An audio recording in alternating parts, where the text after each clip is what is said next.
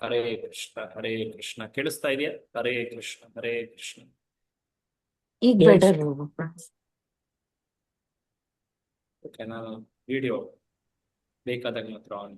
ಈಗ ಕೇಳಿಸ್ತಾ ಇದೆಯಾ ಸ್ಪಷ್ಟವಾಗಿ? ಕೇಳ್ತಾ ಇದೆ ಪ್ರಭು. ಸೊ ನಾನು ಆಸಕ್ತಿ ಮತ್ತೆ ಪೂಜೆ ಬಗ್ಗೆ ಮಾತನಾಡ್ತಾ ಇದ್ದೆ. ಯಾರಿಗಾದ್ರೂ ಅದು ಸ್ಪಷ್ಟ ಕೇಳ್ತಾ? ಹರೇ ಕೃಷ್ಣ.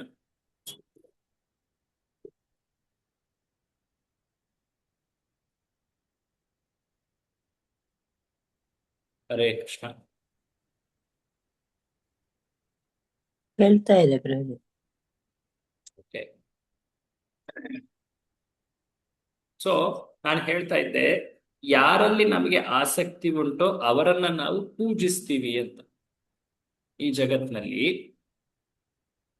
ಯಾರನ್ನ ನಾವು ಹೆಚ್ಚಾಗಿ ಮೆಚ್ಕೊಳ್ತೀವಿ? ಉದಾಹರಣೆಗೆ, ಕೆಲವರು ಸ್ಪೋರ್ಟ್ಸ್ ನಲ್ಲಿ ಇಂಟ್ರೆಸ್ಟ್ ಇರೋರು ಸ್ಪೋರ್ಟ್ಸ್ ಸ್ಟಾರ್ಸ್ ಅನ್ನು ಹೆಚ್ಚಾಗಿ ಮೆಚ್ಕೊಳ್ತಾರೆ, ಆಸಕ್ತರಾಗಿ ತುಂಬಾ ಇಷ್ಟಪಡ್ತಾರೆ.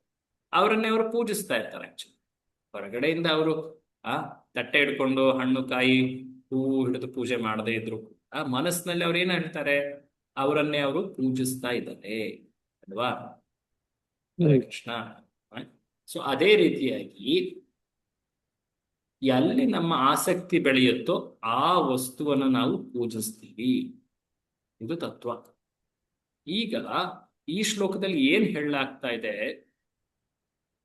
ಭೌತಿಕ ಜಗತ್ತಿನ ಕುರಿತಾಗಿ ನಾವು ಜ್ಞಾನವನ್ನ ಪಡೆದಾಗ ಭೌತಿಕ ಜಗತ್ತಿನ ಕುರಿತಾಗಿ ಆಸಕ್ತಿಯನ್ನ ಕಳ್ಕೊಳ್ತೀವಿ.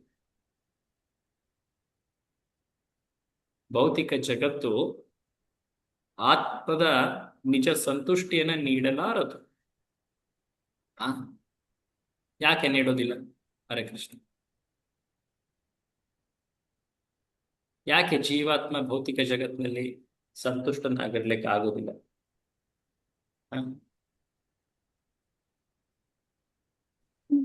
ಭೌತಿಕ ಜಗತ್ತನ್ನದು ಯಾವಾಗ್ಲೂ ದುಃಖಾಲಯ ಅಂತ ಕೃಷ್ಣನೇ ಹೇಳಿದ್ದಾರೆ. ದುಃಖಾಲಯ. ಓಕೆ, ದುಃಖ ನೀಡುತ್ತೆ. ಅದು ಬಿಟ್ಟು ಈ ನಿರ್ಜೀವ ವಸ್ತುಗಳೊಂದಿಗೆ ಅವರು ಹೊಂದಾಣಿಕೆ ಇಲ್ಲದೆ ಇರೋದ್ರಿಂದ ಪ್ರಭು. ಹೊಂದಾಣಿಕೆ ಅಂದ್ರೆ ಕರೆಕ್ಟ್, ನೀವು ಹೇಳಿದ ತತ್ವ ಬಂದಿದೆ ಈಶೋಪನಿಷತ್ನಲ್ಲೇ. ಹೌದು, ಏನದು ಹೊಂದಾಣಿಕೆ ಅಂದ್ರೆ? ಅಂದ್ರೆ ಅದು connectivity, they can't enjoy it to the proper extent ಅಂತ ಪ್ರಭು. ಓಕೆ, ಆಯ್ತು, ಥ್ಯಾಂಕ್ ಯು ಮಾತಾಜಿ. ಮತ್ತೆ ಇನ್ಯಾರಾದ್ರೂ ಹೇಳ್ತೀರಾ? ಹೇಳ್ತೀರಾ? ಬಹಳ ಒಂದು ಬೇಸಿಕ್ ಡಿಫ್ರೆನ್ಸ್ ಇದೆ, ಯಾರು ಹೇಳ್ತಾ ಇಲ್ಲ. ದುಃಖ ಅಂತ ಹರೇ ಹೇಳಿದ್ರು. ಕೃಷ್ಣ ಪ್ರಭುಜಿ. ಹಾ, ಹರೇ ಹೇಳಿ. ಕೃಷ್ಣ ಹಾ, ಪ್ರಭುಜಿ. ಹೇಳಿ. ಈಗ ನಾವು ಏನಾದ್ರೂ ಒಂದು ಆಸೆ ಇಟ್ಕೊಂಡಿರ್ತೀವಿ, ಅದು ಸಿಕ್ಮೇಲೆ ಇನ್ನೂ ಸ್ವಲ್ಪ ಬೇಕನ್ನೋ ಆಸೆ ಹೆಚ್ಚಾಗುತ್ತೆ ಪ್ರಭುಜಿ. ಆದ್ರಿಂದ ನಾವು ಯಾವತ್ತು ತೃಪ್ತಿ ಹೊಂದ್ಲಿಕ್ಕೆ ಸಾಧ್ಯ ಇಲ್ಲ. ಓಕೆ, ಈ ಜಗತ್ತಿನ ವಸ್ತುಗಳು ವ್ಯಕ್ತಿಗಳು ನಮ್ಮನ್ನ ಪೂರ್ತಿಯಾಗಿ ಸಂತುಷ್ಟ ಮಾಡೋದಿಲ್ಲ. ಮತ್ತೆ ನಮ್ಗೆ ತೊರೆ ಅಥವಾ ಬಯಕೆ ಅನ್ನೋದಿರುತ್ತೆ, ಪೂರ್ತಿಯಾಗಿ ಸಂತುಷ್ಟ. ಓಕೆ, ಮುಖ್ಯವಾಗಿ ಈ ಜಗತ್ತು ಅಶಾಶ್ವತ ಅಲ್ವಾ? ಆತ್ಮ ಶಾಶ್ವತ, ಈ ಜಗತ್ತು ಅಶಾಶ್ವತ. ಅದು ಫಸ್ಟ್ ಡಿಫರೆನ್ಸ್. ಎರಡನೇದು, ನೀವು ಹೇಳಿದ್ರಿ, ಹೌದು, ಈ ಜಗತ್ತು ನಮ್ಗೆ ದುಃಖ ನೀಡುತ್ತೆ, ಬಟ್ ಆತ್ಮ ಬಯಸ್ತಾ ಇರುತ್ತೆ ಸುಖ. ಇನ್ನೊಂದು ಬಹಳ ಒಳ್ಳೆ ಪಾಯಿಂಟ್ ಅನ್ನ ಮಾತಾಜಿ ಅವರು ಹೇಳಿದ್ರಿ. ಈ ಜಗತ್ತು ಅದ್ರ ಜೊತೆಗೆ ನಮ್ಮ ಹೊಂದಾಣಿಕೆ ಆಗೋದಿಲ್ಲ. ಈ ಜಗತ್ತು ಜಡ, ಜೀವಾತ್ಮ ಚೇತನ ವಸ್ತು ಅಲ್ವಾ? ಸೊ ಜಡ ವಸ್ತುವಿನ ಸ್ವಭಾವ ಹೇಗಿರುತ್ತೆ, ಚೇತನ ವಸ್ತುವಿನ ಸ್ವಭಾವ ಹೇಗಿರುತ್ತೆ, ಇದರಲ್ಲಿ ಬಹಳ ವ್ಯತ್ಯಾಸ ಅಲ್ವಾ? ಸೊ ಹಾಗಾಗಿ ಅವ್ರು ಹೇಳಿದ್ದಂತೂ ಸರಿಯಾಗಿ ಎಕ್ಸಾಕ್ಟ್ ವರ್ಡ್ಸ್ ಅದು ಪ್ರಭುಪಾದರದು. ಹೊಂದಾಣಿಕೆ ಆಗೋದಿಲ್ಲ ಜೀವಾತ್ಮದ್ದು ಈ ಜಗತ್ತಿನಲ್ಲಿ. ಅದು ಹೇಗೆ ಅಂದ್ರೆ, ಜೀವಾತ್ಮ ಆಕ್ಚುಲಿ ಸಚ್ಚಿದಾನಂದ, ಈ ಭೌತಿಕ ಜಗತ್ತು ಜಡ, ಅಸತ್, ಅಚಿತ್, ನಿರಾನಂದ ಅಂತ. ಸೊ ಭೌತಿಕ ಜಗತ್ತಿನ ಕುರಿತಾಗಿ ನಾವು ಆಸಕ್ತಿಯನ್ನ ಕಳೆಕೊಳ್ಳುವವರೆಗೂ ಆಧ್ಯಾತ್ಮಿಕ ಜಗತ್ತಿನ ಕಡೆ ನಾವು ಹೋಗ್ಲಿಕ್ಕಾಗುತ್ತೆ. ಆ ತತ್ವವನ್ನ ಈ ಶ್ಲೋಕದಲ್ಲಿ ಹೇಳಲಾಗುತ್ತೆ. ಸೊ ಭೌತಿಕ ಜಗತ್ತಿನ ಬಗ್ಗೆ ಜ್ಞಾನವನ್ನ ಬೆಳೆಸ್ಕೊಳ್ಳೋದು ಅಂದ್ರೆ ಭೌತಿಕ ಜಗತ್ತಿನ ಸ್ವಭಾವ ಲಕ್ಷಣಗಳನ್ನ ತಿಳ್ಕೊಳ್ಳೋದು ಅಂತ ಅರ್ಥ. ಭೌತಿಕ ಜಗತ್ತಿನ ಬಗ್ಗೆ ಜ್ಞಾನ ಅಂದ ತಕ್ಷಣ ಭೌತಿಕ ಜಗತ್ತಿನಲ್ಲಿ ಎಲ್ಲ ಕಾರ್ಯಗಳನ್ನ ಮಾಡ್ಬೋದು. ಓಕೆ, ನಮ್ಗೆ ಇಲ್ಲಿ ಅನುವು ಮಾಡ್ಕೊಡ್ತಾ ಇದ್ದಾರೆ, ನಾನು ಏನಾದ್ರೂ ಮಾಡ್ಬೋದು. ಭೌತಿಕ ಮತ್ತೆ ಆಧ್ಯಾತ್ಮಿಕ ಎರಡನ್ನು ಒಟ್ಟಾಗಿ ಬೆಳೆಸ್ಕೊಳ್ಬೇಕು ಅಂತ ಹೇಳಿದೆ ಮಂತ್ರ 14, ಮಂತ್ರ 12, ಮಂತ್ರ 11. ಸೊ ಹಾಗಾಗಿ ನಾನು ಎಲ್ಲ ಭೌತಿಕ ಕಾರ್ಯಗಳನ್ನ ಮಾಡ್ತಾ ಇರಬೇಕು ಭಕ್ತಿ ಜೊತೆ ಅಂತನಾ? ಏನ್ ಹೇಳ್ತೀರಾ? ಹ ಹ? ಇಲ್ಲ. ಅಲ್ಲ, ಅದಲ್ಲ ಅರ್ಥ. ಸೊ ಶಿಲಾ ಭಕ್ತಿ ಸಿದ್ಧಾಂತ ಸರಸ್ವತಿ ಠಾಕೂರರು ಬಹಳ ಇಂಟ್ರೆಸ್ಟಿಂಗ್ ಒಂದು ಕಥೆ ಹೇಳ್ತಾರೆ. ಬಹಳ ಪ್ರಸಿದ್ಧವಾದ ಕಥೆ, ಕೇಳಿರ್ತೀರ ನೀವು. ಒಂದು ಹಳ್ಳಿಲಿ ಒಂದು ಮದುವೆ ಏರ್ಪಟ್ಟಾಗಿತ್ತು. ಬಂಗಾಳದಲ್ಲಿ ಗಂಗೆ ತುಂಬಾ ಹರಿಯುತ್ತೆ. ಹಳ್ಳಿಗಳ ಮಧ್ಯೆ, ಆ ಎರಡು ಹಳ್ಳಿಗಳ ಮಧ್ಯೆ ಗಂಗಾ ನದಿ ಹರಿತಾ ಇತ್ತು. ಸೊ ಆ ಮದುಮಗ ಏನಿದ್ದ, ಆತ ತನ್ನ ಎಲ್ಲ ಬಾಂಧವರ ಜೊತೆ, ಸಂಬಂಧಿಕರ ಜೊತೆ ಆತ ಆ ಮದುಮಗಳ ಹಳ್ಳಿಗೆ ಹೋಗೋನಿದ್ದ ಒಂದು ದೋಣಿ. ಸೊ ರಾತ್ರಿ ಅವರೆಲ್ಲರೂ ಕೂಡ ಸಜ್ಜಾಗಿ ಕೂತ್ಕೊಳ್ತಾರೆ. ಮರುದಿನ ಮದುವೆ ತಯಾರಾಗಿದ್ದಾರೆ. ಕೇಳಿದಿರಾ ಈ ಕತೆ? ಕೇಳಿದಿರಾ ಅಲ್ವಾ? ಎಸ್ ಪ್ರಭು. ಓಕೆ, ಹೇಳಿ ಹಾಗಿದ್ರೆ. ಅದು ಅವರೆಲ್ಲ ಹೊರಡಕ್ಕೆ ಸಿದ್ಧ ಆಗ್ತಾರೆ. ಮತ್ತೆ ಬೆಳಗ್ಗೆ ಆಗುತ್ತೆ, ನೋಡಿದ್ರೆ ವಾಪಸ್ ಅಲ್ಲೇ ದಡದಲ್ಲೇ ಇರ್ತಾರೆ. ಅವ್ರು ಹೊರಟೇ ಇರಲ್ಲ. ಯಾಕೆ ಅಂದ್ರೆ ಅವರು ಆಂಕರ್ ಕೊಂಡಿ ಬಿಚ್ಚಿರಲ್ಲ. ಹಾಗಾಗಿ ಎಷ್ಟು ತೆಪ್ಪ ಹಾಕಿದ್ರೇನು ಅಲ್ಲೇ ಇರ್ತಾರೆ, ದಡ ಸೇರೋದಿಲ್ಲ.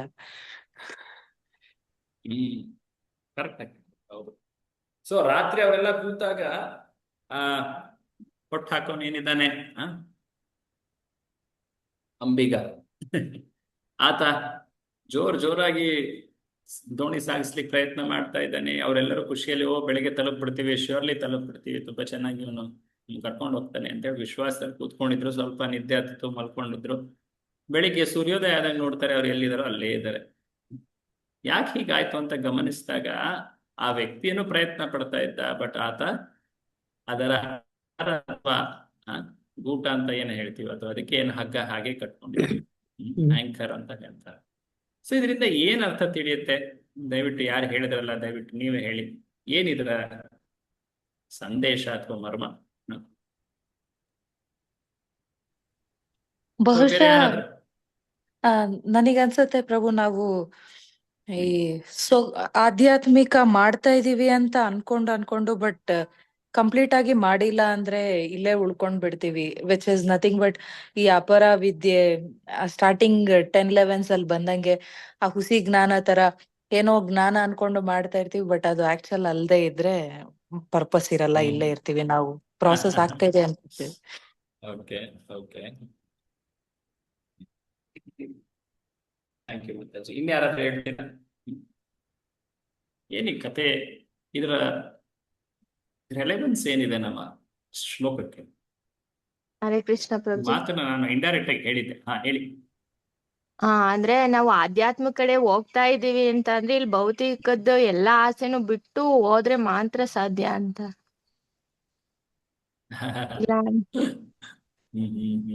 ಹೌದು ಹೌದು. ಆಸೆ ಬಿಡ್ದೇನೆ ಇಲ್ಲಿ ಆಸೆ ಇಟ್ಕೊಂಡ್ ಭಕ್ತಿ ಮಾಡ್ತಾ ಹೋದ್ರೆ ಅದು ಪೂರ್ಣ ಆಗಲ್ಲ ಅಂತ. ಸೊ ಇಲ್ಲಿ ಜಗತ್ತಿನ ಬಗ್ಗೆನೂ ಆಸಕ್ತಿ ಇದೆ, ಅಲ್ಲೂ ಹೋಗ್ಬೇಕು ಅನ್ನೋ ಇಚ್ಛೆ ಇದೆ. ಅದು ಹೇಗಾಗುತ್ತೆ?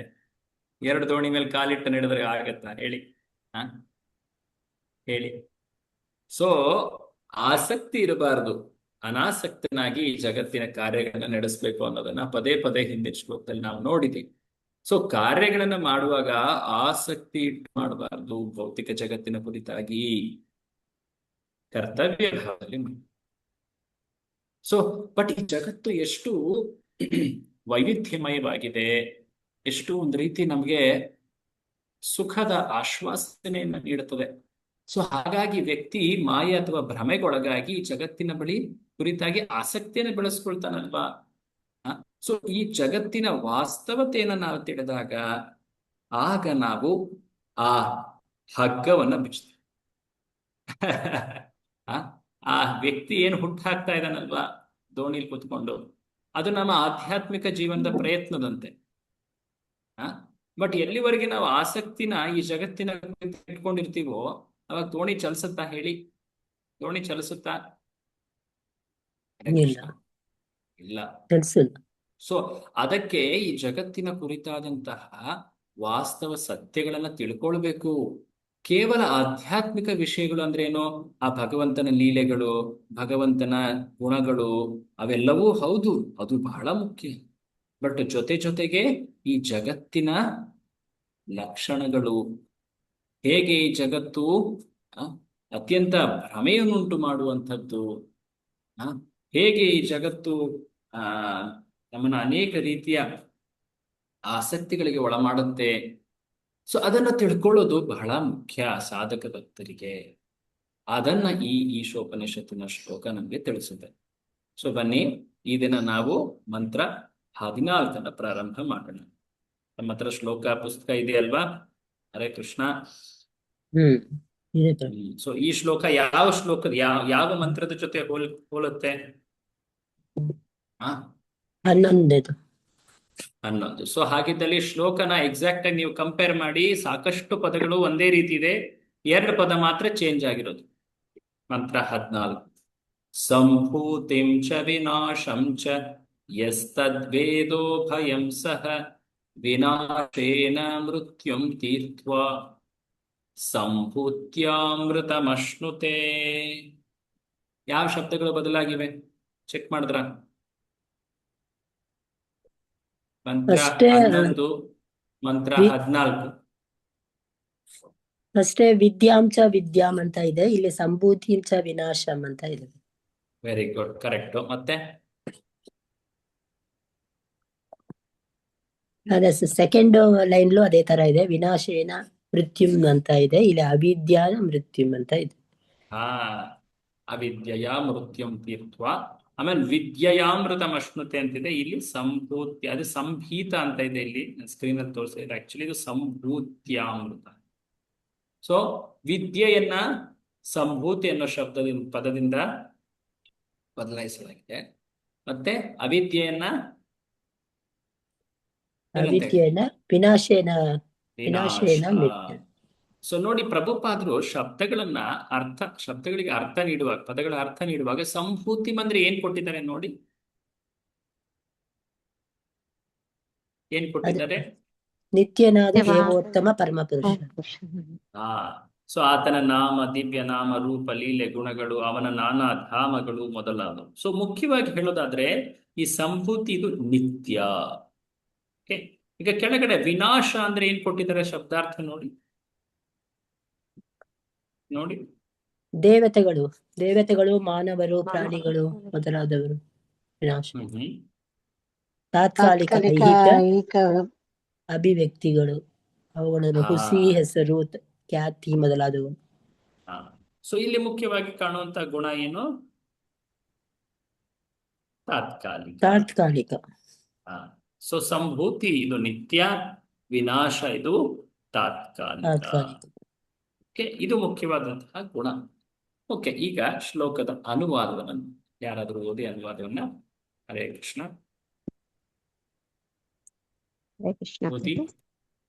ಓದಿ.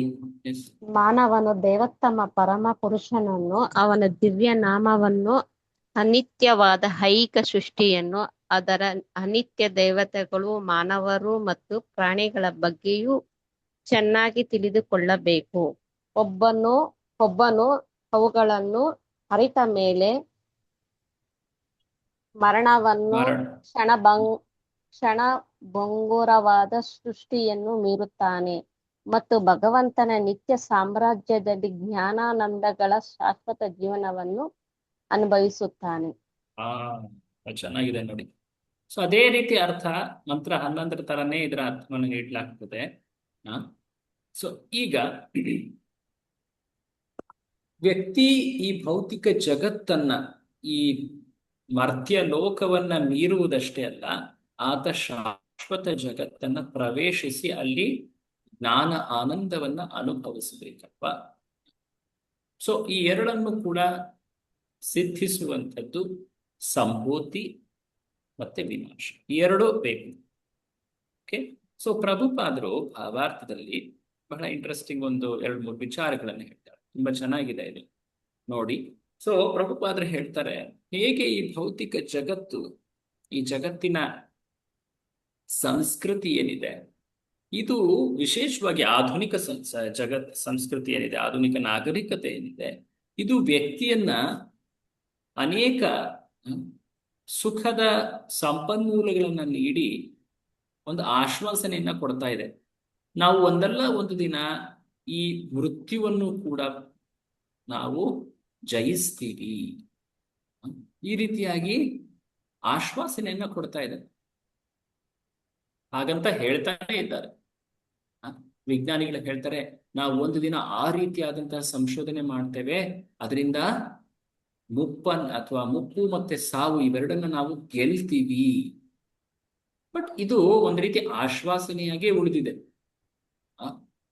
ಎಷ್ಟೊಂದು ಶತಮಾನಗಳಿಂದ ವಿಜ್ಞಾನದ ಅಭಿವೃದ್ಧಿ ಆಗ್ತಾ ಇದೆ, ಇನ್ನು ಮುಂದೆ ಆಗ್ತಾನೆ ಇರುತ್ತೆ. ಬಟ್ ಈ 4 ಅಂಶಗಳೇನಿವೆಯಲ್ಲ, ಜನ್ಮ, ಆಮೇಲೆ ವೃದ್ಧಾಪ್ಯ, ರೋಗ, ಮತ್ತೆ ಕೊನೆಯದಾಗಿ ಮರಣ, ಇವುಗಳನ್ನ ಜಯಿಸೋದು ಸಾಧ್ಯ ಇಲ್ಲ. ನೋಡಿ, ಈ ದಿನ ನಾವು ಅನೇಕ ರೋಗಗಳಿಗೆ ಔಷಧಿಯನ್ನ ಕಂಡುಹಿಡಿದಿದ್ದೀವಿ. ಹಾಗಂತ ಹೇಳಿ ಜಗತ್ತಿನಲ್ಲಿ ಯಾವುದೇ ರೋಗಗಳಿಲ್ವಾ ಹೇಳಿ? ಈಗ ಯಾವ ಇದೆ. ರೋಗಗಳಿಲ್ವಾ? ಇದೆ ಹ? ಇದೆ ಇದೆ ಆ, ರೋಗ ಇದೆ. ಬೇರೆ ಬೇರೆ ರೋಗಗಳು ಹುಟ್ಟುಕೊಳ್ತವೆ. ಈ ವಿಚಿತ್ರವಾದಂತಹ ರೋಗಗಳಿವೆ ಈಗ, ಅಲ್ವೇ? ಸೊ ಮುಂಚೆ ಇದ್ದಿದ್ದ ರೋಗಗಳ ಹೆಸರು ಒಂದಾದ್ರೆ ಈಗಿರೋ ರೋಗಗಳ ಹೆಸರು ಬೇರೆ. ಬಟ್ ರೋಗಗಳೇನಾದ್ರೂ ನಿಂತಿದ್ದಾವ? ಇಲ್ಲ. ವ್ಯಕ್ತಿ ಆಗನೂ ಕೂಡ ವೃದ್ಧನಾಗ್ತಾ ಇದ್ದ, ಈಗ್ಲೂ ಕೂಡ ಆತ ಮುದುಕನಾಗ್ತಾ ಇದ್ದ, ಗೊತ್ತಾನೆ? ಆಗ್ಲೂ ಕೂಡ ಸಾವನ್ನಪ್ತಾ ಇದ್ದ, ಈಗಲೂ ಕೂಡ ಸಾವನ್ನಪ್ತಾ ಇದ್ದಾನೆ, ಮುಂದೆನೂ ಕೂಡ ಜನರು ಸಾಯ್ತಾ ಇರ್ತಾರೆ ಜಗತ್ತಿನಲ್ಲಿ. ಸೊ ಪ್ರಭುಪಾದ್ರೆ ಹೇಳ್ತಾರೆ, ನೋಡಿ, ಐಹಿಕ ಪ್ರಕೃತಿಯ ಬಗ್ಗೆ ವಿಜ್ಞಾನಿಗಳಿಗೆ ಇರುವ ಅಜ್ಞಾನ ಇದು. ಐಹಿಕ ಪ್ರಕೃತಿಯಲ್ಲಿ ಪ್ರತಿಯೊಂದು ಭೌತ ದ್ರವ್ಯದ ಕಠೋರ ನಿಯಮಗಳಿಗೆ ಒಳಪಟ್ಟಿರುತ್ತದೆ. ಈ ಜಗತ್ತಿನಲ್ಲಿ ವಿಶೇಷವಾಗಿ ನಿಯಮಗಳು ಬಹಳ ಕಠೋರವಾಗಿವೆ. ಪ್ರತಿಯೊಬ್ಬರನ್ನ ನಿಯಮಗಳು ನಿಯಂತ್ರಿಸುತ್ತವೆ. ನಿಯಮ ಅಂದ್ರೆ ನಿಯಂತ್ರಣೆ ಮಾಡುವಂಥದ್ದು, ಕಂಟ್ರೋಲ್ ಮಾಡುತ್ತೆ. ರೂಲ್ಸ್ ಏನ್ ಮಾಡುತ್ತೆ? ಜನರನ್ನ ಕಂಟ್ರೋಲ್ ಮಾಡುತ್ತೆ.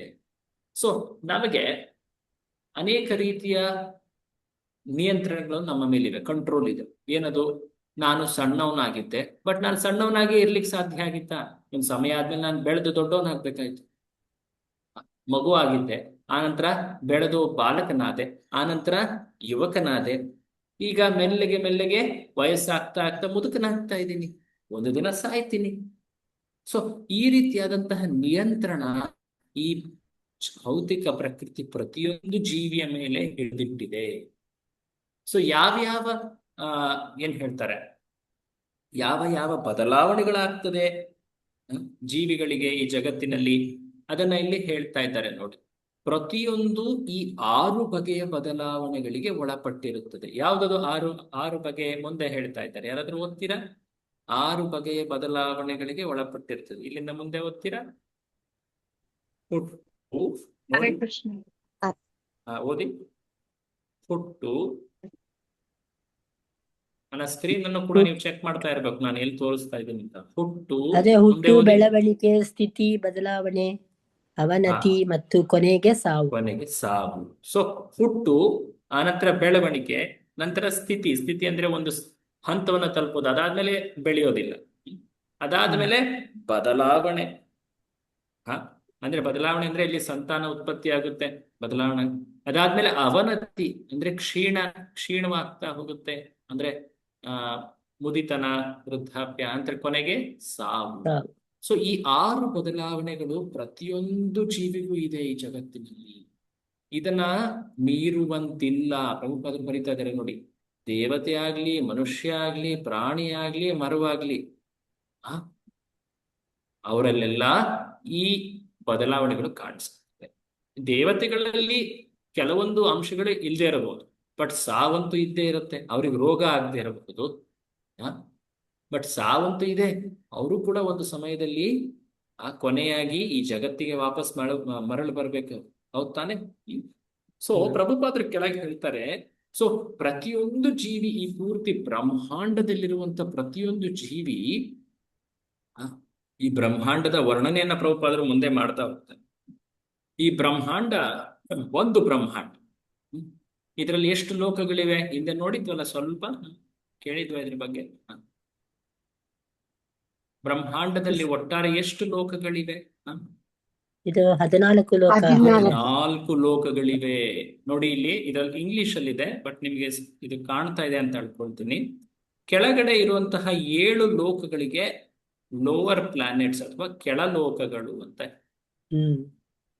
ಭೂಲೋಕ ಇದು ಮಧ್ಯದ ಲೋಕ. ಮೇಲಿರುವಂತಹ ಇನ್ನು 6 ಲೋಕಗಳಿಗೆ ಮೇಲಿನ ಲೋಕಗಳು, ತುಂಬಾ ಸೂಕ್ಷ್ಮವಾದಂತಹ ಲೋಕ. ಸೊ ಭೂರ್ಭುವ ಸ್ವಃ ಇದು ಕೂಡ ಇನ್ನೊಂದು ರೀತಿಯ ವಿಂಗಡಣೆ. ಬಟ್ ಪಾಯಿಂಟ್ ಏನ್ ಹೇಳ್ತಾ ಇದ್ದಾರೆ, ಎಲ್ಲ ಲೋಕಗಳಲ್ಲಿ ಜೀವಿಗಳಿವೆ.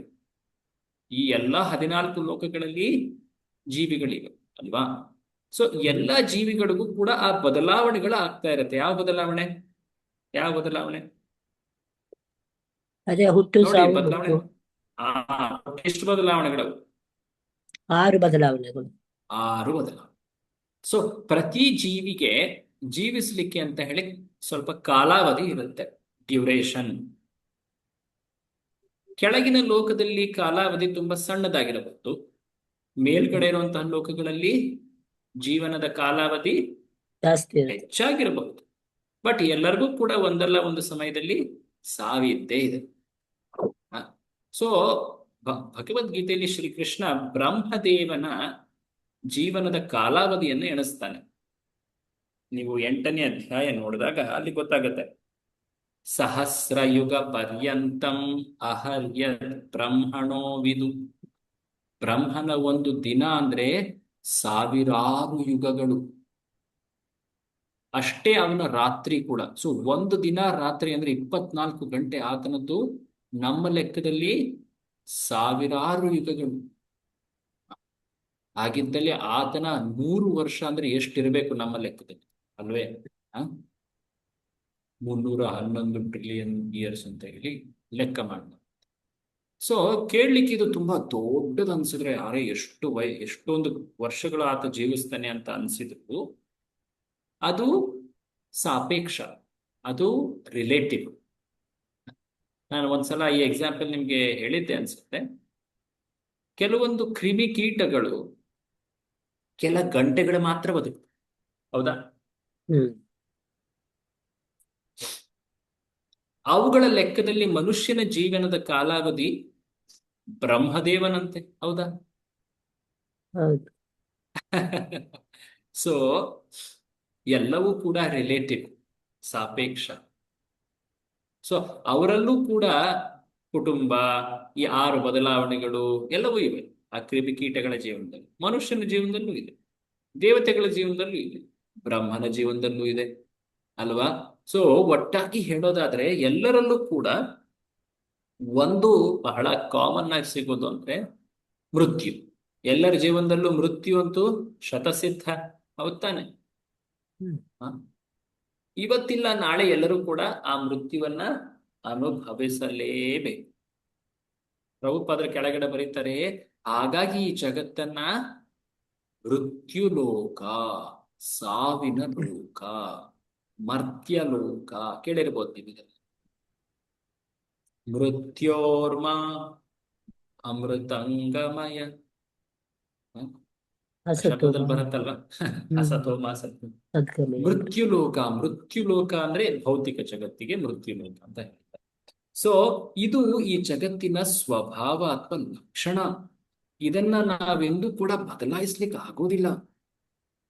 ಜನ ಮೃತ್ಯುವನ್ನ ಗೆಲ್ಲಲಿಕ್ಕೆ ಅಂತ ಏನೆಲ್ಲ ಪ್ರಯತ್ನ ಮಾಡ್ತಾ ಇದ್ದಾರೆ. ಈ ಜಗತ್ತಿನಲ್ಲಿ ಮೃತ್ಯುವಿಗೆ ನಾವು ಕೊನೆ ಮಾಡಬೇಕು, ಮೃತ್ಯು ರಹಿತವನ್ನಾಗಿ ಮಾಡಬೇಕು ಈ ಜಗತ್ತನ್ನು ಅಂತ ಪ್ರಯತ್ನಿಸ್ತಾ ಇದ್ದಾರೆ. ಬಟ್ ಅದು ಎಂದೂ ಸಾಧ್ಯ ಆಗುವುದಿಲ್ಲ. ಅದು ಸಾಧ್ಯ ಆಗೋದಕ್ಕೆ ಒಂದು ಮಾರ್ಗ ಇದೆ. ಏನದು ಮಾರ್ಗ? ವ್ಯಕ್ತಿ ಮುಖ್ಯವಾಗಿ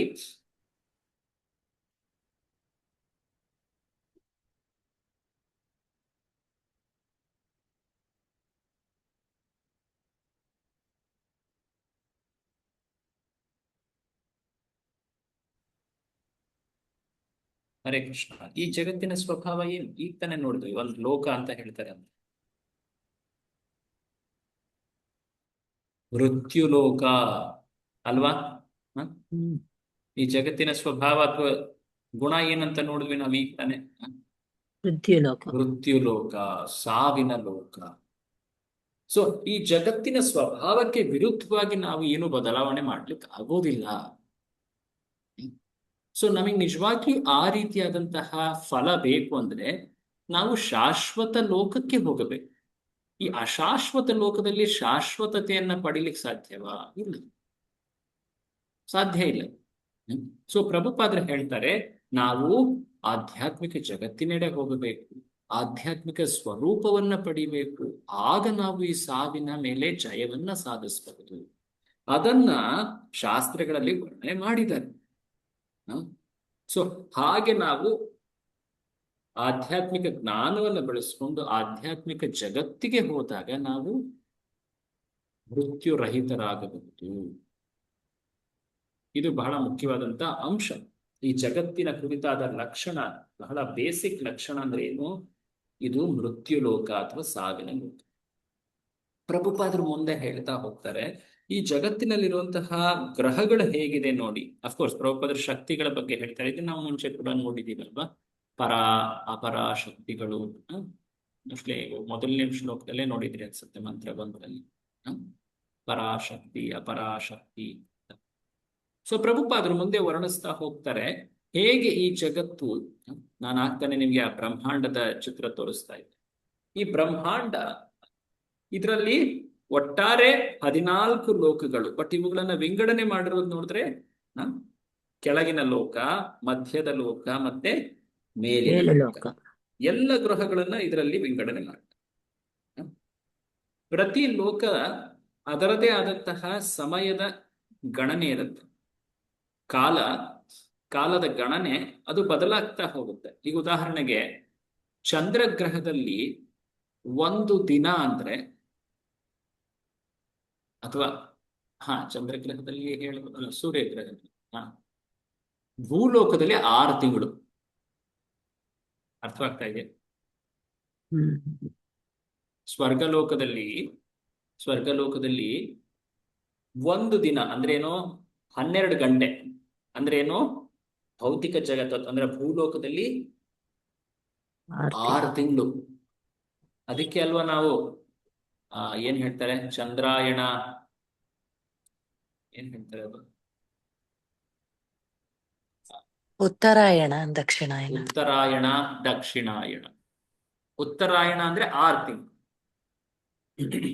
ಸೂರ್ಯ ಮೇಲ್ಮುಖದಲ್ಲಿ ಚಲಿಸ್ತಾನೆ, ಮಕರ ರಾಶಿಯಿಂದ ಇನ್ನೊಂದು ರಾಶಿ. ಆನಂತರ ದಕ್ಷಿಣಾಯಣ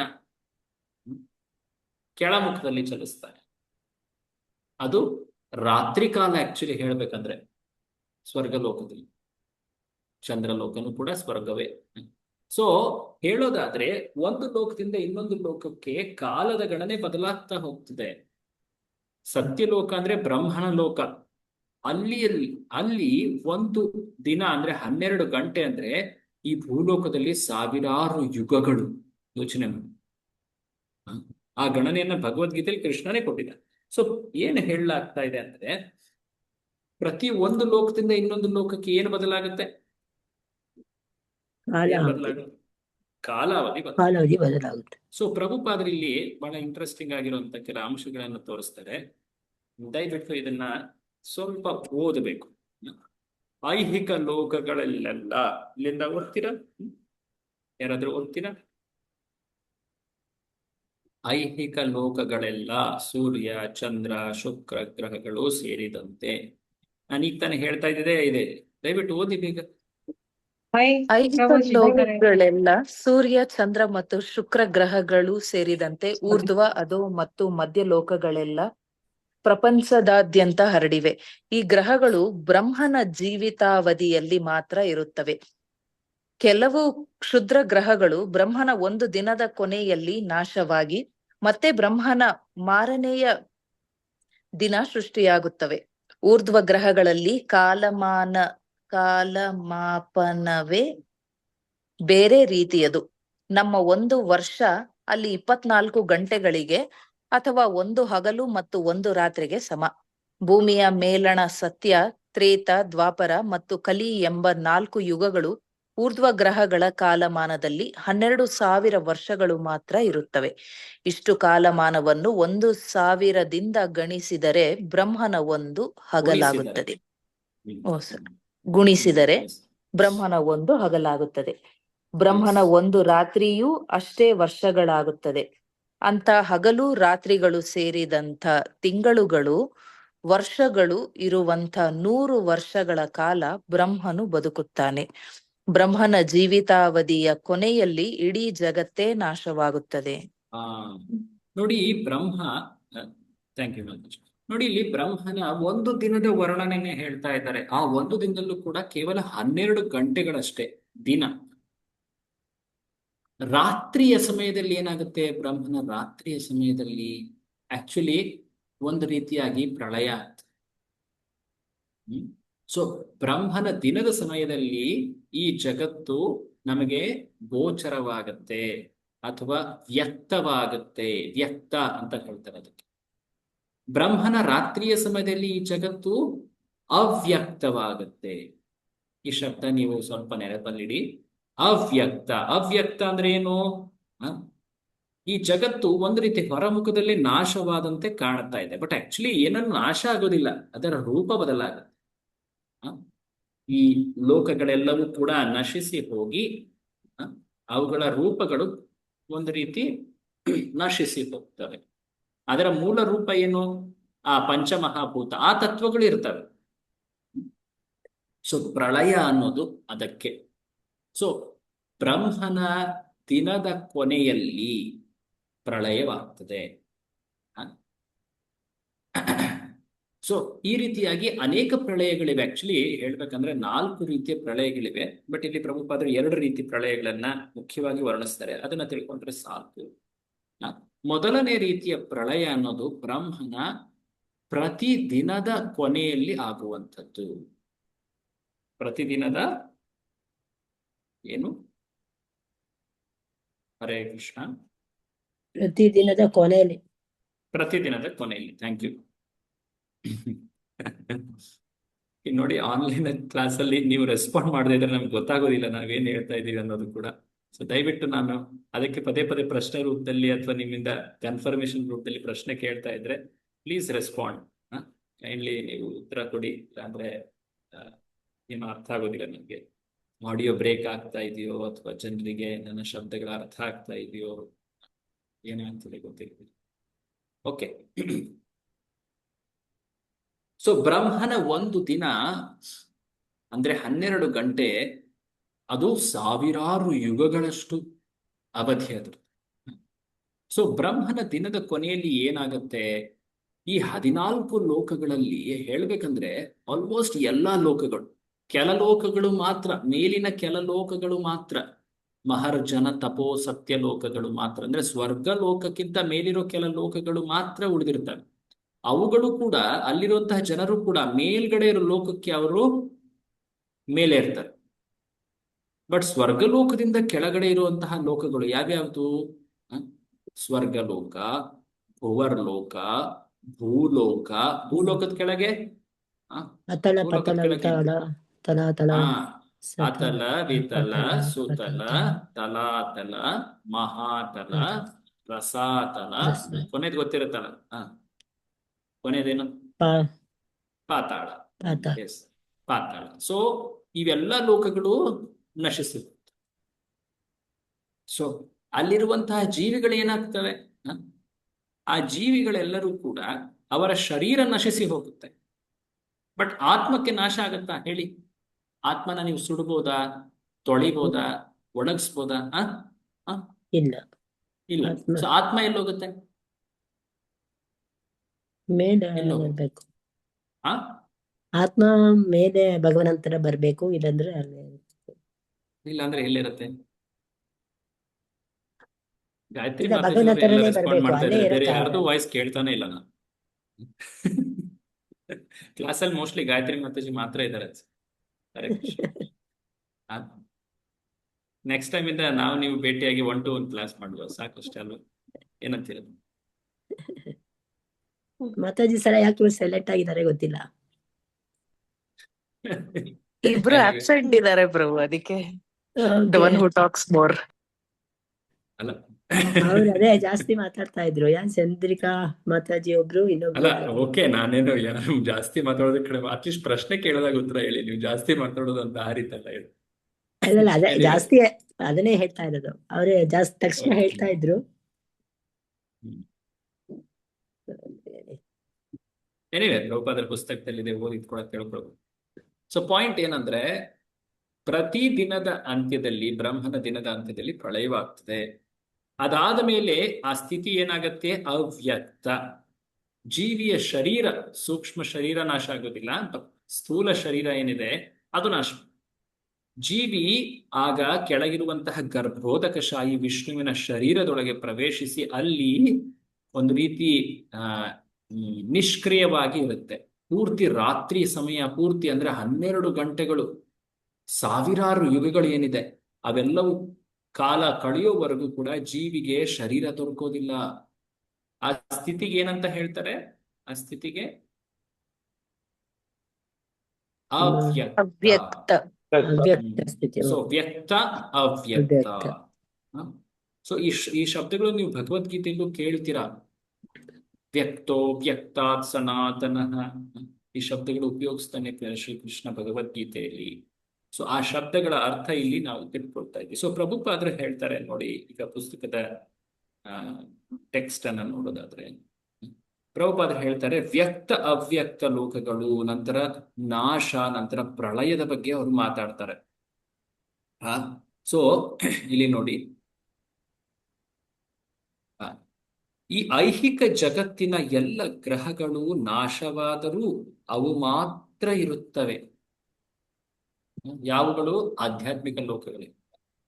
ನಾವು ಬ್ರಹ್ಮರ ವ್ಯಾಪ್ತಿಯೊಳಗೆ ಬರುವ ಸೃಷ್ಟಿಯು ಭಗವಂತನ ಶಕ್ತಿಯನ್ನಾತ್ಮಕ್ಕೆ, ಇದೆ ಅದು ಬೇರೆ ಪ್ರಭುಪಾದ. ಒಂದು ನಿಮಿಷ ಮೇಲ್ಗಡೆ ತೋರಿಸ್ತೇನೆ.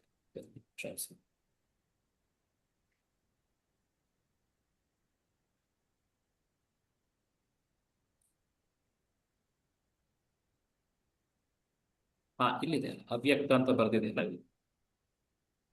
ಅವ್ಯಕ್ತ ಕಾಣಿಸ್ತಾ ಇದೆ, ಬರ್ದಿರೋದಿಕ್ಕೆ ಪ್ರಭುಪಾದ. ಸೊ ಇಲ್ಲಿಂದ ಓದೋಣ ಬೆಟರ್, ಸ್ಪಷ್ಟವಾಗಿ. ಸೂರ್ಯ ಚಂದ್ರರ ಮೇಲೆ ವಾಸಿಸುವ ಜೀವಿಗಳು ಹಾಗೂ ಮರ್ತ್ಯಲೋಕದಲ್ಲಿರುವವರು, ಮರ್ತ್ಯಲೋಕದಲ್ಲಿ ಈ ಭೂಮಿ ಮತ್ತು ಅದರ ಕೆಳಗೆ ಇರುವ ಲೋಕಗಳು ಸೇರುತ್ತವೆ. ಎಲ್ಲವೂ ಬ್ರಹ್ಮನ ರಾತ್ರಿಯ ಪ್ರಳಯದಲ್ಲಿ ಜಲದಲ್ಲಿ ಮುಳುಗಿ ಹೋಗುತ್ತವೆ. ಇದಕ್ಕೆ ಅಲ್ವಾ ಪ್ರಳಯ. ಆ ಸಮಯದಲ್ಲಿ ಯಾವ ಜೀವಿಯೂ ಪ್ರಕಟವಾಗುವುದಿಲ್ಲ, ಆದರೆ ಅವು ಆಧ್ಯಾತ್ಮಿಕ ಅಸ್ತಿತ್ವದಲ್ಲಿ ಮುಂದುವರಿತಾ ಇರ್ತವೆ. ಈ ಪ್ರಕಟ ಸ್ಥಿತಿಯನ್ನು ಅವ್ಯಕ್ತ ಎಂದು ಕರೆಯುತ್ತಾರೆ. ಬ್ರಹ್ಮನ ಜೀವಿತಾವಧಿಯ ಕೊನೆಯಲ್ಲಿ ಇಡೀ ವಿಶ್ವವೇ ನಾಶವಾದಾಗ ಇನ್ನೊಂದು ಅವ್ಯಕ್ತ ಸ್ಥಿತಿ ಇರುತ್ತೆ ನೋಡಿ.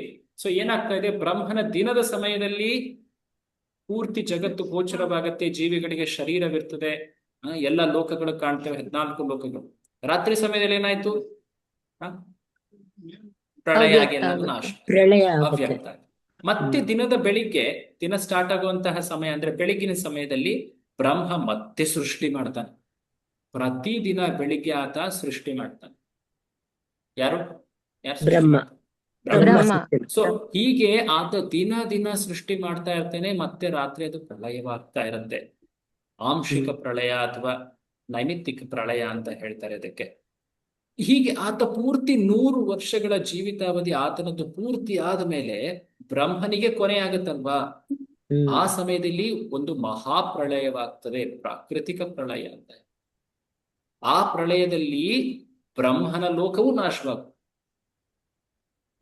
ಈ ಬ್ರಹ್ಮಾಂಡದಲ್ಲಿ ಏನ್ ಮೇಲಿನ ಲೋಕ, ಬ್ರಹ್ಮನ ಲೋಕ ಇತ್ತಲ್ವಾ, ಸತ್ಯ ಲೋಕ, 嗯 ಅದು ಕೂಡ ನಾಶವಾಗಿ. ಸೊ ಆಗ ಪೂರ್ತಿ ಬ್ರಹ್ಮಾಂಡವೇ ನಾಶವಾದಾಗ ಆ ಬ್ರಹ್ಮಾಂಡದಲ್ಲಿರುವಂತಹ ಜೀವಾತ್ಮರೆಲ್ಲರೂ ಕೂಡ ಮಹಾವಿಷ್ಣುವಿನ ಶರೀರದಲ್ಲಿ ಹೋಗಿ ವಾಸಿಸ್ತಾರೆ. ಮಹಾವಿಷ್ಣು ಹೊರಗಿದ್ದಲ್ವಾ? ಮಹಾವಿಷ್ಣು ಹೊರಗಿದ್ದಲ್ವಾ? ಆತನ ಶರೀರದ ರೋಮಕೂಪಗಳಿಂದ ಈ ಬ್ರಹ್ಮಾಂಡ ಹೊರಬಂದಿತ್ತಲ್ವಾ? ಹೌದು ಸೊ ಈ ಬ್ರಹ್ಮಾಂಡನೇ ನಾಶ ಆಗಿ ಹೋಯ್ತು. ಎಲ್ಲ ಲೋಕಗಳು ನಾಶವಾದವು, ಬ್ರಹ್ಮಾಂಡವೇ ನಾಶವಾಯಿತು. ಗರ್ಭೋದಕ್ಷಯ ವಿಷ್ಣು ಈಗ ಅಪ್ರಕಟನಾದ. ಸೊ ಆ ಜೀವಾತ್ಮರೆಲ್ಲರೂ ಎಲ್ಲೋ ಹೋಗ್ತಾರೆ?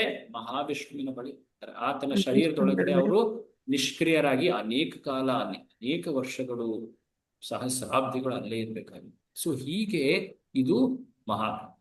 ಸೊ ಇದು ಕೂಡ ಅವ್ಯಕ್ತ ಸ್ಥಿತಿಯೇ. ಮೊದಲಿನದ್ದು ಅವ್ಯಕ್ತ ಸ್ಥಿತಿ, ಈಗಿರೋದು ಅವ್ಯಕ್ತ ಸ್ಥಿತಿ. ಸೊ ಈ ಎರಡೂ ಅವ್ಯಕ್ತ ಸ್ಥಿತಿಯ ಆಚೆ ಇರುವುದು ಆಧ್ಯಾತ್ಮಿಕ ಜಗತ್ತು. ನೋಡಿ, ಅದನ್ನೇ ಇಲ್ಲಿ ಹೇಳ್ತಾ ಇರೋದು.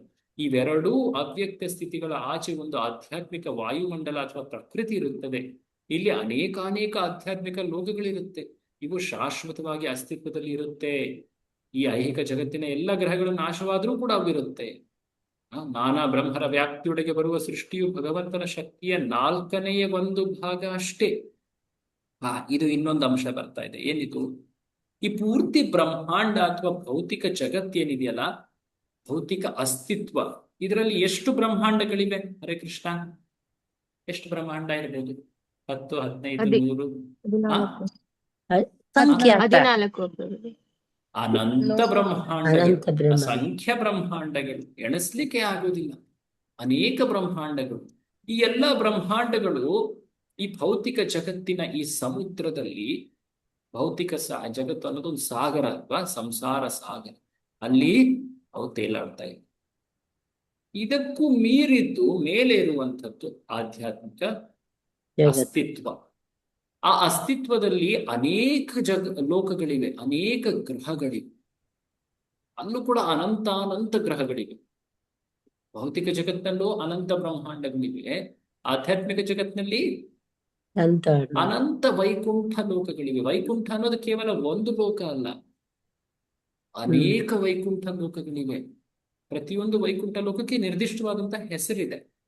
ಸೊ ಒಟ್ಟಾರೆ ಪೂರ್ತಿ ಅಸ್ತಿತ್ವ ನೋಡಿದ್ರೆ, ಭೌತಿಕ ಜಗತ್ತು ಅಸ್ತಿತ್ವ, ಇದರಲ್ಲಿ ಅನಂತ ಬ್ರಹ್ಮಾಂಡಗಳಿವೆ.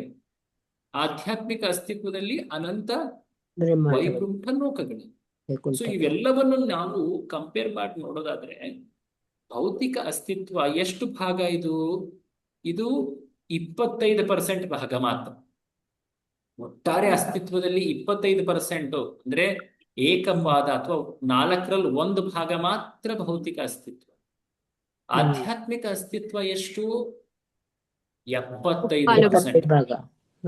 ತ್ರಿಪಾದ ವಿಭೂತಿ ಅಂತಾರೆ ಅದಕ್ಕೆ. ತ್ರಿಪಾದ ಅಂದ್ರೆ 4ರಲ್ಲಿ 3 ಭಾಗ ಆಧ್ಯಾತ್ಮಿಕ ಅಸ್ತಿತ್ವವೇ ಇರೋದು. ಈ ಅಸ್ತಿತ್ವದಲ್ಲಿ ಹೆಚ್ಚಾಗಿ ಏನಿದೆ? ವೈಕುಂಠ ಲೋಕನೇ ಇರೋದು. ಆಕ್ಚುಲಿ ಹೇಳ್ಬೇಕು, ನಾವು ಮೈನಾರಿಟಿಲಿ ಇರೋದು ಆಕ್ಚುಲಿ, ಅಲ್ವಾ? ಆ ಉದಾಹರಣೆ ಕೊಡ್ತಾರಲ್ಲ ಪ್ರಭುಪಾದರು, ಜೈಲಿನ ಉದಾಹರಣೆ. ಒಂದು ನಗರದಲ್ಲಿ ಜೈಲು ಒಂದು ಸಣ್ಣ ಭಾಗದಲ್ಲಿ ಇರುತ್ತಲ್ವಾ, ಅಲ್ವೇ? ಪೂರ್ತಿ ಅಸ್ತಿತ್ವ ಅಥವಾ ಪೂರ್ತಿ ಸಿಟಿನೇ ಜೈಲ್ ಅಂತ ಹೇಳ್ತಾರೆ. ಅದಾದ್ರೆ ಇಲ್ಲ, ಸಿಟಿಯಲ್ಲಿ ಒಂದು ಕಡೆ ಜೈಲ್ ಇರುತ್ತೆ ಅಥವಾ ಹಾಸ್ಪಿಟಲ್ ಇರುತ್ತೆ, ಅಲ್ವಾ? ಹಾಸ್ಪಿಟಲ್ ಅಥವಾ ಜೈಲು ಭೌತಿಕ ಜಗತ್ತಿನಂತೆ, ಅಲ್ವಾ? ಬಟ್ ಹೇಳ್ಬೇಕಂದ್ರೆ ಸಿಟಿಯಲ್ಲಿ ಸಾಕಷ್ಟು ಸರಿಯಾದಂತಹ ಒಳ್ಳೆ ಜಾಗಗಳಿವೆ. ಅದೆಲ್ಲ ಹೇಗೆ? ವೈಕುಂಠ ಲೋಕದ ಹಾಗೆ. ಸೊ ವೈಕುಂಠ ಜಗತ್ತು ಅಥವಾ ಆಧ್ಯಾತ್ಮಿಕ ಜಗತ್ತಿನ ಏನಂತ ಹೇಳ್ತಾರೆ? ತ್ರಿಪಾದ ವಿಭೂತಿ. ಭೌತಿಕ ಜಗತ್ತನ್ನ ಏಕಪಾದ, 4ರಲ್ಲಿ 1 ಭಾಗ ಇದು. ಆಧ್ಯಾತ್ಮಿಕ ಜಗತ್ತು 4ರಲ್ಲಿ 3 ಭಾಗ. ಸೊ ಪ್ರಭುಪಾದ್ರ ಅದನ್ನೇ ಹೇಳ್ತಾ ಇದ್ದಾರೆ ಇಲ್ಲಿ. ಸೊ ಗಮನಿಸ್ಬೇಕು ತಾವೆಲ್ಲರೂ ಕೂಡ. ಸೊ ಹೀಗೆ ಈ ಪೂರ್ತಿ ಅಸ್ತಿತ್ವದ ವರ್ಣನೆಯನ್ನ ನಾವು ತಿಳ್ಕೊಳ್ಬೇಕು. ಆಗ ನಾವು ಈ ಭೌತಿಕ ಜಗತ್ತಿನ ಜ್ಞಾನ ತಿಳ್ಕೊಳ್ತಾ ಇದ್ದೀವಿ, ಆಧ್ಯಾತ್ಮಿಕ ಜಗತ್ತಿನ ಜ್ಞಾನ. ಈ ಜಗತ್ತು ಬ್ರಹ್ಮನ ದಿನದ ಕೊನೆಯಲ್ಲಿ ನಾಶವಾಗಿ ಹೋಗ್ಬಿಡುತ್ತಪ್ಪ. ಎಷ್ಟೆಲ್ಲ ನಾವು ಏನೆಲ್ಲ ಕಟ್ಟಿದ್ರು ಕೂಡ ಎಲ್ಲ ನಾಶ ಆಗೇ ಹೋಗುತ್ತೆ.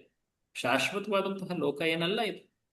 ಸೊ ಹೀಗೆ ವ್ಯಕ್ತಿ ಆತ ಈ ಭೌತಿಕ ಲೋಕದಿಂದ ಆಧ್ಯಾತ್ಮಿಕ ಲೋಕಕ್ಕೆ ಪ್ರಯಾಣ ಮಾಡ. ಅದಕ್ಕೆ ಮಾರ್ಗಗಳು ಅನೇಕ ಉಂಟು. ಯಾವ್ಯಾವ ಮಾರ್ಗಗಳಿವೆ? ಅನೇಕ ಮಾರ್ಗಗಳಿವೆ. ಕರ್ಮ, ಜ್ಞಾನ, ಯೋಗ, ಅವುಗಳನ್ನೆಲ್ಲ ಪ್ರಭುಪಾದರು ಇಲ್ಲಿ ವರ್ಣಿಸ್ತಾರೆ ನೋಡಿ. ಜ್ಞಾನ, ಯೋಗ ಮತ್ತು ಕರ್ಮ ಪ್ರಕ್ರಿಯೆಗಳು ಇವೆಲ್ಲವೂ ಇವೆ. ಬಟ್ ಆಕ್ಚುಲಿ ಯಾವ ಮಾರ್ಗ ನಮಗೆ ಸಹಾಯ ಮಾಡುತ್ತೆ ಅಂದ್ರೆ ಭಕ್ತಿ, ಆಧ್ಯಾತ್ಮಿಕ ಮಾರ್ಗ. ಸೊ ಜ್ಞಾನ, ಯೋಗ ಮತ್ತೆ ಕರ್ಮ ಮಾರ್ಗಗಳು ಹೆಚ್ಚಂದ್ರೆ ಈ ಬ್ರಹ್ಮಾಂಡದಿಂದ ಅಥವಾ ಭೌತಿಕ ಅಸ್ತಿತ್ವದಿಂದ ನಮ್ಮನ್ನ ಹೊರ ಕರ್ಕೊಂಡು ಹೋಗ್ಬೋದು. ಬಟ್ ಭಕ್ತಿ ಇದ್ರೆ ಮಾತ್ರ ನಾವು ಆಧ್ಯಾತ್ಮಿಕ ಲೋಕವನ್ನು ಪ್ರವೇಶಿಸಬಹುದು. ಅರ್ಥವಾಗ್ತಾ ಇದೆಯಾ? ಸೊ ಕರ್ಮ ಮಾರ್ಗ ನಮ್ಗೆ ಈ ಬ್ರಹ್ಮಾಂಡದೊಳಗಿರುವಂತ ಉನ್ನತ ಲೋಕಗಳಿಗೆ ಕರ್ಕೊಂಡು ಹೋದ್ರೆ, ಜ್ಞಾನ, ಯೋಗ ಇದು ನಮ್ಮನ್ನ ಭೌತಿಕ ಜಗತ್ತು ಅಥವಾ ಬ್ರಹ್ಮಾಂಡದ ಹೊರಗೆ ಕರ್ಕೊಂಡು ಹೋಗ್ಲಿಕ್ಕೆ ಪ್ರಯತ್ನ ನೀಡುತ್ತೆ. ಬಟ್ ಅಲ್ಲೂ ಕೂಡ ಭಕ್ತಿ ಇರಬೇಕು. ಭಕ್ತಿ ಇಲ್ಲ ಅಂದ್ರೆ ಅವುಗಳು ಸಿದ್ಧಿಸೋದಿಲ್ಲ. ಜ್ಞಾನ ಮಾರ್ಗದಲ್ಲೂ ಭಕ್ತಿಯನ್ನ ಪಾಲಿಸ್ತಾರೆ, ಯೋಗ ಮಾರ್ಗದಲ್ಲೂ ಭಕ್ತಿಯನ್ನ ಪಾಲಿಸ್ತಾರೆ. ಇದ್ದೇ ಇರುತ್ತೆ ಭಕ್ತಿ ಅನ್ನೋದು ಎಲ್ಲ ಮಾರ್ಗಗಳಲ್ಲೂ ಕೂಡ ಸ್ವಲ್ಪ ಅಂಶವಾದ್ರೂ ಇದ್ದೇ ಇರುತ್ತೆ. ಇಲ್ಲಾಂದ್ರೆ ಅವರ ಮಾಡ್ತಾ ಇರುವಂತಹ ಕಾರ್ಯಗಳು ಯಶಸ್ಸನ್ನ ಕೊಡೋದಿಲ್ಲ. ಬಟ್ ಯಾರು ಅನನ್ಯವಾಗಿ ಸಂಪೂರ್ಣವಾಗಿ ಕೇವಲ ಭಕ್ತಿಯನ್ನು ಆಶ್ರಯಿಸಿ ನಡೀತಾರೋ ಅವರು ವೈಕುಂಠ ಲೋಕಕ್ಕೆ ಪ್ರವೇಶವನ್ನು ಪಡೆಯುವುದು. ಸೊ ಪ್ರಭುಪಾದರು ಇದನ್ನ ಇಲ್ಲಿ ವರ್ಣಿಸ್ತಾ ಇದ್ದಾರೆ. ಸೊ ಈ ಜಗತ್ತು ಆ ಬ್ರಹ್ಮ ಭುವನಾಲೋಕ ಪುನರಾವರ್ತಿ. ಈ ಜಗತ್ತಿನಲ್ಲಿ ಎಲ್ಲೆಡೆ ನಾವೇನ್ ಕಾಣ್ತೀವಿ? ಜನನ, ಮರಣ ಅನ್ನುವಂತಹ ಪುನರಾವರ್ತಿಯನ್ನು. ಅಷ್ಟೇ ಅಲ್ಲದೆ ಇಲ್ಲಿರುವಂತಹ ಜೀವಿಗಳೆಲ್ಲರೂ ಕೂಡ ಈ ಪ್ರಕೃತಿಯ ಮೇಲೆ ಪ್ರಭುತ್ವ ಅಥವಾ ತಮ್ಮ ಏನ್ ಹೇಳ್ತಾರೆ ಜಯವನ್ನ, ಸುಖವನ್ನ ಪಡಿಲಿಕ್ಕೆ ಆ ಪ್ರಕೃತಿಯನ್ನ ಶೋಷಣೆಯನ್ನ ಮಾಡ್ತಾ ಇದ್ದಾರೆ. ಸೊ ಆ ಶೋಷಣೆ ಅದು ಅವರಿಗೆ ಆನಂದವನ್ನು ಕೊಡೋದಿಲ್ಲ, ಅದು ಇನ್ನೂ ಬಂಧನ ಉಂಟು ಮಾಡುತ್ತೆ. ಇದು ಒಂದು ರೀತಿ ರೋಗ ಇದ್ದ ಹಾಗೆ, ಇದು ಒಂದು ರೀತಿ ರೋಗ. ಸೊ ರೋಗದಲ್ಲಿರುವಂತಹ ವ್ಯಕ್ತಿ ಆತ ಸುಖವನ್ನ ಅನುಭವಿಸಲಾರ. ರೋಗಿ ಸುಖವಾಗಿರ್ತಾನ ಹೇಳಿ? ರೋಗಿ ಯಾವಾಗ್ಲೂ ನೋವು ಅನುಭವಿಸ್ತಾನೆ. ಸೊ ಹಾಗಾಗಿ ನಾವು ಈ ಶಾಶ್ವತ ಜಗತ್ತು, ಈ ಐಹಿಕ ಪ್ರಕೃತಿಯ ಮೇಲೆ ನಾವು ಏನು ನಮ್ಮ ನಿಯಂತ್ರಣವನ್ನ ಚಲಾಯಿಸಲಿಕ್ಕೆ ಪ್ರಯತ್ನಿಸ್ತಾ ಇದ್ದೀವಿ, ಇದರಿಂದ ಇವೆಲ್ಲವುಗಳಿಂದ ನಾವು ಮೇಲೇಳಬೇಕು. ಈ ಜಗತ್ತು ಅನ್ನೋದೇ ಅಶಾಶ್ವತ. ಈ ಜಗತ್ತಿನ ಮೇಲೆ ನಾವು ನಿಯಂತ್ರಣ ಸಾಧಿಸ್ಲಿಕ್ಕೆ ಹೋಗ್ತೀವಲ್ಲ, ಅದು ಎಷ್ಟು ಸರಿ? ಯಾಕಂದ್ರೆ ಅಶಾಶ್ವತ ವಸ್ತುವಿನ ಮೇಲೆ ನಿಯಂತ್ರಣ ಸಾಧಿಸಕ್ ಹೋಗೋದು ಅದು ಬುದ್ಧಿವಂತಿಕೆ ಅಲ್ಲ. ಹೌದ್ ತಾನೆ? ಸೊ ಪ್ರಭುಪಾದರು ಹೇಳ್ತಾರೆ, ಈ ಜಗತ್ತಿನಲ್ಲಿ 2 ಪ್ರಳಯಗಳುಂಟು. ಯಾವ್ಯಾವುದು? ಬ್ರಹ್ಮನ ರಾತ್ರಿಯ ಪ್ರಳಯ ಮತ್ತು ಬ್ರಹ್ಮನ ಜೀವನದ ಕೊನೆಯ. ಈ 2 ಪ್ರಳಯ ಆದ್ಮೇಲೆ ಜೀವಾತ್ಮ ಅವ್ಯಕ್ತ ಸ್ಥಿತಿಯನ್ನ ತಲುಪುತ್ತೆ. ಆ ಅವ್ಯಕ್ತ ಸ್ಥಿತಿಯಲ್ಲಿ ಜೀವಿ ಪೂರ್ತಿ ನಿಷ್ಕ್ರಿಯವಾಗಿ ಅತ್ಯಂತ ದುಃಖದಲ್ಲಿರುತ್ತೆ. ವ್ಯಕ್ತ ಸ್ಥಿತಿಯಲ್ಲಿ ಜೀವಿ ಜನ್ಮ, ಬೆಳವಣಿಗೆ, ಆನಂತರ ಏನ್ ಹೇಳ್ತಾರೆ ಸ್ಥಿರತೆ, ಆನಂತರ ಬದಲಾವಣೆ, ಕ್ಷೀಣವಾಗುವುದು, ನಂತರ ಮೃತ್ಯು. ಆ 6 ಬದಲಾವಣೆಗಳು ನೆನಪಿದೆಯಾ? ಬಿಗಿನಿಂಗ್ ಅಲ್ಲಿ ಬಂದಿತ್ತಲ್ವಾ ಈ ಮಂತ್ರದಲ್ಲಿ? ಅದೇ ರೋಗ, ರೋಗ 6 ಬದಲಾವಣೆಗಳನ್ನ ಅನುಭವಿಸ್ತಾ ಇರುತ್ತೆ. ಸೊ ಹೀಗೆ ಜೀವಿ ಸದಾ ಈ ಜಗತ್ತಿನಲ್ಲಿ ಈ ಅಶಾಶ್ವತ ಲೋಕದಲ್ಲಿ ದುಃಖವನ್ನೇ ಅನುಭವಿಸ್ತಾರೆ. ಸೊ ನಿಜವಾಗಿಯೂ ಆ ಜೀವಿ ಆನಂದವನ್ನು ಅನುಭವಿಸ್ಬೇಕಂದ್ರೆ ಎಲ್ಲಿ ಹೋಗ್ಬೇಕು? ಭಗವಂತನ ಲೋಕ, ಕೃಷ್ಣನ ಲೋಕಕ್ಕೆ ಹೋಗ್ಬೇಕು. ಆ ಕೃಷ್ಣನ ಲೋಕಕ್ಕೆ ಹೋಗ್ಲಿಕ್ಕೆ ವ್ಯಕ್ತಿ ಒಂದು ವಿಶೇಷವಾದ ಮಾರ್ಗವನ್ನ ಪಾಲಿಸ್ತಾನೆ. ಅದು ಏನು ಅನ್ನೋದನ್ನ ಭಗವಂತನೇ ಕಲಿಸ್ಕೊಡ್ತಾನೆ. ಹೇಗೆ ನಾವು ಅವನ ಹತ್ರ ಹೋಗ್ಬಹುದು ಅನ್ನೋದನ್ನ ಭಗವಂತನೇ ತಾನಾಗೆ ಖುದ್ದಾಗಿ ಬಂದು ಆತ ಹೇಳ್ಕೊಡ್ತಾನೆ. ಭಗವದ್ಗೀತೆ ಅದು ಇದನ್ನೇ ಹೇಳ್ಕೊಡ್ತಾ ಇದೆ. ಏನದು? ಹೇಗೆ ಒಬ್ಬ ಜೀವಾತ್ಮ ಈ ಅಶಾಶ್ವತವಾದ ಭೌತಿಕ ಜಗತ್ತಿನಿಂದ ಆಧ್ಯಾತ್ಮಿಕ ಜಗತ್ತಿನೆಡೆಗೆ ಹೋಗಬಹುದು. ಭಗವದ್ಗೀತೆ ಕೊನೆಯ ಉಪದೇಶ ಏನದು? ಶರಣಾಗತಿಯ ಉಪದೇಶ. ಸರ್ವಧರ್ಮಾನ್ ಪರಿತ್ಯಜ್ಯ ಮಾಮೇಕಂ ಶರಣಂ ವ್ರಜ. ಕೃಷ್ಣ ಹೇಳ್ತಾ ಇದ್ದಾನೆ, ನೀನು ಈ ಜಗತ್ತಿನ ಕುರಿತಾದಂತ ಆಸಕ್ತಿಗಳು ಅವುಗಳನ್ನ ತ್ಯಜಿಸಿ ನೀನು ನನ್ನ ಬಳಿ ಬಾ, ನನ್ನ ಮೇಲೆ ಆ ಅನನ್ಯವಾದಂತ ಆಸಕ್ತಿಯನ್ನ ಬೆಳೆಸ್ಕೋ, ಹೆದರಬೇಡ, ನಾನು ನಿನ್ನನ್ನ ರಕ್ಷಿಸ್ತೀನಿ, ಎಲ್ಲ ರೀತಿಯ ಪಾಪಗಳಿಂದ ನಿನ್ನನ್ನ ರಕ್ಷಣೆ ಮಾಡ್ತೀನಿ, ಇದು ನನ್ನ ಸಂಕಲ್ಪ, ನನ್ನ ಆಶ್ವಾಸನೆ ಅಂತ ಕೃಷ್ಣ ಹೇಳ್ತಾ ಇದ್ದ. ಅಹಂ ತ್ವಾಂ ಸರ್ವ ಪಾಪೇಭ್ಯೋ ಮೋಕ್ಷಯಿಷ್ಯಾಮಿ. ಮೋಕ್ಷವನ್ನಂತೂ ನಾನು ಖಚಿತವಾಗಿ ಕೊಡ್ತೀನಿ. ನನ್ನ ಬಳಿ ಬಂದ್ರೆ ನಾನು ನಿನ್ನನ್ನ ನನ್ನ ಲೋಕಕ್ಕೆ ಕರೆದೊಯ್ತು. ಸೊ ವ್ಯಕ್ತಿ ಈ ಜಗತ್ತಿನ ಸರಿಯಾದ ಸ್ವಭಾವವನ್ನ ತಿಳಿದು ಆತ ಈ ಜಗತ್ತಿನಿಂದ ಆಧ್ಯಾತ್ಮಿಕ ಜಗತ್ತಿಗೆ ಹೋಗ್ಲಿಕ್ಕೆ ಪ್ರಯತ್ನ ಮಾಡಬೇಕು. ಈ ಜಗತ್ತಿನಲ್ಲೇ ನಾವು ಅನೇಕ ರೀತಿ ಅಡ್ಜಸ್ಟ್ಮೆಂಟ್ ಮಾಡ್ಕೊಳ್ತಾ ಕಷ್ಟ ನೋವಿನಲ್ಲೇ ಏನೋ ಒಂದು ಅಡ್ಜಸ್ಟ್ ಮಾಡ್ಕೊಂಡು ಹೋಗೋಣ ಬಿಡಿ, ಅಡ್ಜಸ್ಟ್ ಮಾಡೋಕ್ಕೂ ಬಿಡೋದಿಲ್ಲ ನಮ್ಗೆ ಈ ಭೌತಿಕ ಪ್ರಕೃತಿ. ಒಂದಲ್ಲ ಒಂದು ದಿನ ಆ ಮೃತ್ಯುವನ್ನ ತಂದಿಟ್ಟು ಬಿಡುತ್ತೆ. ಯಾವಾಗ ನಾವು ಅಪೇಕ್ಷಿಸಿಯೇ ಇರೋದಿಲ್ವೋ ಆ ಸಮಯದಲ್ಲಿ ಅದು ತಂದಿಟ್ಟು ಬಿಡುತ್ತೆ. ಸೊ ಪಾಯಿಂಟ್ ಏನಂದ್ರೆ ನೋಡಿ, ಭಕ್ತಿ ಸೇವೆಯಿಂದ ನಾವು ಆಧ್ಯಾತ್ಮಿಕ ಸಾಮ್ರಾಜ್ಯವನ್ನ ಸೇರಬೇಕು, ಅದನ್ನ ನಾವು ಕಲಿಬೇಕು. ನೋಡಿ ಪ್ರಭುಪಾದರಲ್ಲಿ ಒಂದು ಮಾತು ಹೇಳ್ತಾರೆ, ತುಂಬಾ ಚೆನ್ನಾಗಿದೆ. ತಾತ್ಕಾಲಿಕ ಪರಿಹಾರ ಕಾರ್ಯ. ಇಲ್ಲಿಂದ ಓದ್ತೀರಾ ಯಾರಾದ್ರು? ಚೆನ್ನಾಗಿದೆ ಇಲ್ಲಿಂದ ಲೈನ್ಸ್, ಓದಿದ್ದೇನೆ ದಯವಿಟ್ಟು. ಹರೇ ಕೃಷ್ಣ. ತಾತ್ಕಾಲಿಕ ಓದಿಮ. ತಾತ್ಕಾಲಿಕ ಪರಿಹಾರ ಕಾರ್ಯದಲ್ಲಿ ಆಸಕ್ತಿ ವಹಿಸುವಂತೆ ಅವರಿಗೆ ಶಿಕ್ಷಣ ನೀಡಲಾಗಿದೆ. ಇದು ಎಂದೂ ಜೀವಿಗೆ ನಿಜವಾದ ಸಂತೋಷ ನೀಡದು. ಪ್ರಕೃತಿಯ ವಿನಾಶಕಾರಿ ಶಕ್ತಿಯನ್ನು ಎದುರಿಸಲು ಅವರು ನಾನಾ ರೀತಿಯ ಸರ್ಕಾರಿ ಮತ್ತು ಅರೆ ಸರ್ಕಾರಿ ಸಂಸ್ಥೆಗಳನ್ನು ಆರಂಭಿಸುತ್ತಾರೆ. ಆದರೆ ಅಪರಿಹಾರ್ಯವಾದ ಪ್ರಕೃತಿ ವಿಕೋಪವನ್ನು ತಣಿಸುವುದು ಹೇಗೆಂಬುದು ಅವರಿಗೆ ಗೊತ್ತಿಲ್ಲ. ಅನೇಕರು ಭಗವದ್ಗೀತೆಯಲ್ಲಿ ಪ್ರಚಂಡ ಪಾಂಡಿತ್ಯ ಹೊಂದಿದ್ದಾರೆಂದು ಜಗಜ್ಜಾಹೀರು ಮಾಡುತ್ತಾರೆ. ಆದರೆ ಐಹಿಕ ಪ್ರಕೃತಿಯನ್ನು ಸಮಾಧಾನ ಮಾಡುವುದು ಹೇಗೆ ಎಂಬುದರ ಬಗ್ಗೆ ಗೀತೆಯ ಸಂದೇಶವನ್ನು ಆ ಪಂಡಿತರು ಕಡೆಗಣಿಸುತ್ತಾರೆ. ಭಗವದ್ಗೀತೆಯಲ್ಲಿ 7.14 ಹೇಳಿರುವಂತೆ ಭಗವತ್ ಪ್ರಜ್ಞೆಯನ್ನು ಜಾಗೃತಗೊಳಿಸುವುದರಿಂದ ಮಾತ್ರ ಪ್ರಬಲ ಪ್ರಕೃತಿಯನ್ನು ಪ್ರಶಾಂತಗೊಳಿಸಬಹುದು. ಸೊ ಭಗವದ್ಗೀತೆಯಲ್ಲಿ ಕೃಷ್ಣ ಈ ಶ್ಲೋಕ ಬಹಳ ಮುಖ್ಯವಾದದ್ದು. ದೈವೀ ಏಷಾ ಗುಣಮಯಿ. ಗುಣಮಯಿ ನವಮಾಯ ದುರತ್ಯಯ. ದುರತ್ಯಯ ಅಂದ್ರೆ ಅಸಾಧ್ಯ. ಈ ಮಾಯೆಯನ್ನ ದಾಟಿ ಹೋಗುವುದು ಅಸಾಧ್ಯ. ಆಕೆ ಅತ್ಯಂತ ಶಕ್ತಿಶಾಲಿ.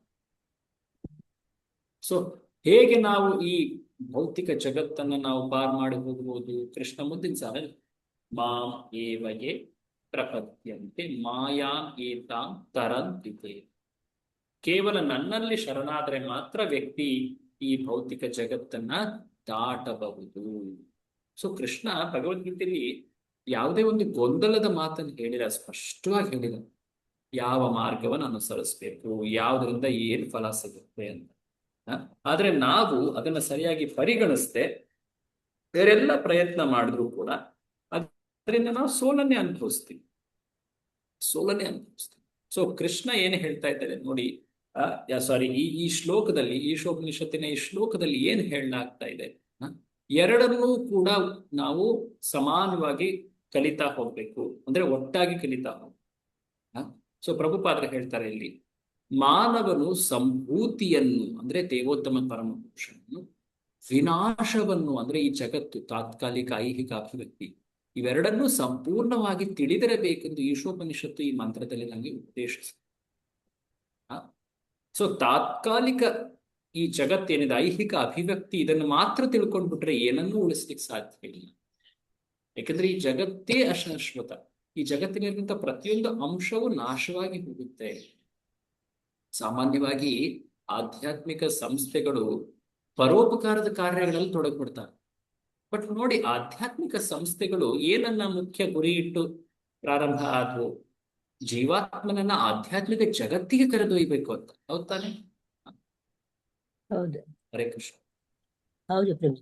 ಬಟ್ ಅದನ್ನ ಮರೆತ್ಬಿಟ್ಟು ಅವು ಈ ಜಗತ್ತಿನಲ್ಲಿ ಜೀವಿ ಹೇಗೆ ಸುಖವಾಗಿರಬೇಕು, ಇಲ್ಲಿ ಕಷ್ಟಗಳನ್ನ ನಿವಾರಣೆ ಮಾಡೋಣ, ಬನ್ನಿ ಇಲ್ಲಿ ಸುಖವಾಗಿರೋಣ, ಅದನ್ನೇ ತಮ್ಮ ಮುಖ್ಯ ಬೋಧನೆಯಾಗಿ ಮಾಡ್ಬಿಡ್ತಾರೆ. ಇದು ತಪ್ಪಲ್ವಾ? ಅವೊಂದ್ ರೀತಿ ದಿಗ್ಭ್ರಮಿತರಾಗ್ಲಿಲ್ವಾ ಆ ಸಂಸ್ಥೆಗಳು? ಸೊ ಈ ಜಗತ್ತಿನಲ್ಲಿ ಕುರಿತಾಗಿ ವ್ಯಕ್ತಿ ದಯೆ ಅಥವಾ ಸಹಾನುಭೂತಿ, ಕರುಣೆ ತೋರಿಸೋದು ತಪ್ಪು ಅಂತ ಅಲ್ಲ ಹೇಳ್ತಾ ಇರೋದು. ಬಟ್ ವ್ಯಕ್ತಿ ತನ್ನ ಗುರಿಯನ್ನ ಇಟ್ಕೊಂಡಿರ್ಬೇಕು. ಆತನ ಗುರಿ ಏನಾಗಿರ್ಬೇಕು? ಆಧ್ಯಾತ್ಮಿಕ ಜಗತ್ತು. ಆಧ್ಯಾತ್ಮಿಕ ಕಡೆಗೆ ಹೋಗ್ಬೇಕು. ಸೊ ನಾವು ಯಾರನ್ನೇ ಅತ್ಯಂತ ಕರುಣೆಯಿಂದ ಕಂಡರೂ ಕೂಡ, ಅವರಿಗೆ ಸಹಾಯ ಪರೋಪಕಾರ ಮಾಡಿದ್ರು ಕೂಡ, ಒಂದು ಅಂಶ ನಮಗೆ ತಿಳಿದಿರಬೇಕು. ಏನದು? ಎಲ್ಲಿವರೆಗೆ ಜೀವಾತ್ಮ ಆಧ್ಯಾತ್ಮಿಕ ಜಗತ್ತನ್ನ ತಲುಪೋದಿಲ್ವೋ ಒಂದಲ್ಲ ಒಂದು ರೀತಿಯಲ್ಲಿ ಈ ದುಃಖವನ್ನ ಅನುಭವಿಸ್ತಾರೆ.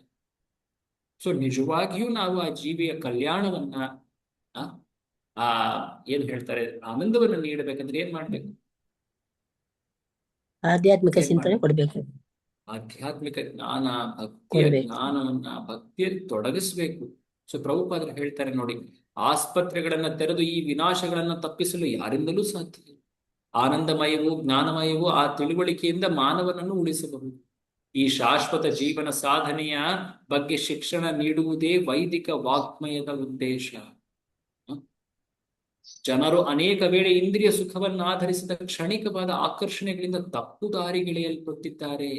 ಆದರೆ ಭೋಗ ವಸ್ತುಗಳ ಸೇವೆಯು ತಪ್ಪು ದಾರಿಗೆಳೆಯುವಂಥದ್ದು, ಕೀಳು ದರ್ಜೆಯ ಇಳಿಸುವಂಥದ್ದು. ಸೊ ನಾವು ಈ ಅಂಶವನ್ನ ಗಮನಿಸಬೇಕು. ಏನದು? ಭೌತಿಕ ಜಗತ್ತಿನ ಕಾರ್ಯಗಳೇನಿವೆ ಅವುಗಳು ನಮ್ಮನ್ನ ತಪ್ಪು ನಿಜ ದಾರಿಗೆ ಕಾರ್ಯಗಳೆಡೆ ಕರೆದೊಯ್ತಾ ಇಲ್ಲ.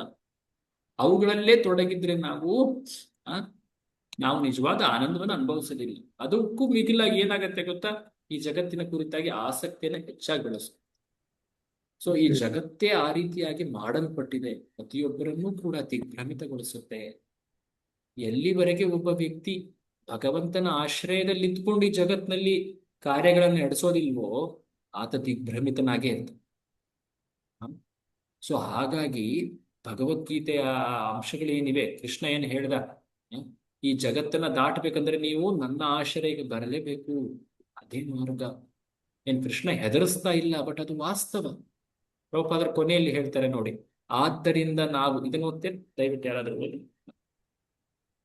ಚೆನ್ನಾಗಿದೆ ಕೊನೆಯ ಪ್ಯಾರಾಗ್ರಾಫ್, ಎಷ್ಟು ಚೆನ್ನಾಗಿ ಪ್ರಭುಪಾದರು ಎಲ್ರಿಗೂ ಒಂದು ಎಚ್ಚರದ ಮಾತು ಹೇಳ್ತಾರೆ. ಓದಿ.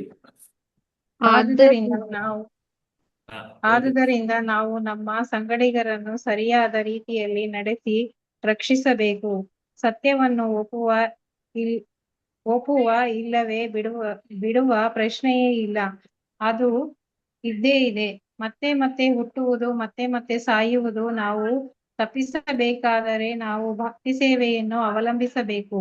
ಇದಕ್ಕೆ ರಾಜಿ ಸೂತ್ರವಿಲ್ಲ, ಏಕೆಂದರೆ ಇದು ಅತ್ಯವಶ್ಯಕ. ಯಾವಶ್ಯಕ ಅಂದ್ರೆ ಏನ್? ಪ್ರಭುಪಾದರು ಹೇಳ್ತಾರೆ, ನೀವು ಒಪ್ಪಿ ಅಥವಾ ಬಿಡಿ, ಸತ್ಯ ಸತ್ಯವೇ. ನೀವು ಒಪ್ಪಿದ್ರೆ ಅಥವಾ ನೀವು ಒಪ್ಪದೇ ಇದ್ರೆ ಅದೇನ್ ಸುಳ್ಳಾಗತ್ತಾ? ಈ ಜಗತ್ತಿನ ಸ್ವಭಾವ ಏನಿದೆ ಅದೇನ್ ಬದಲಾಗತ್ತೆ?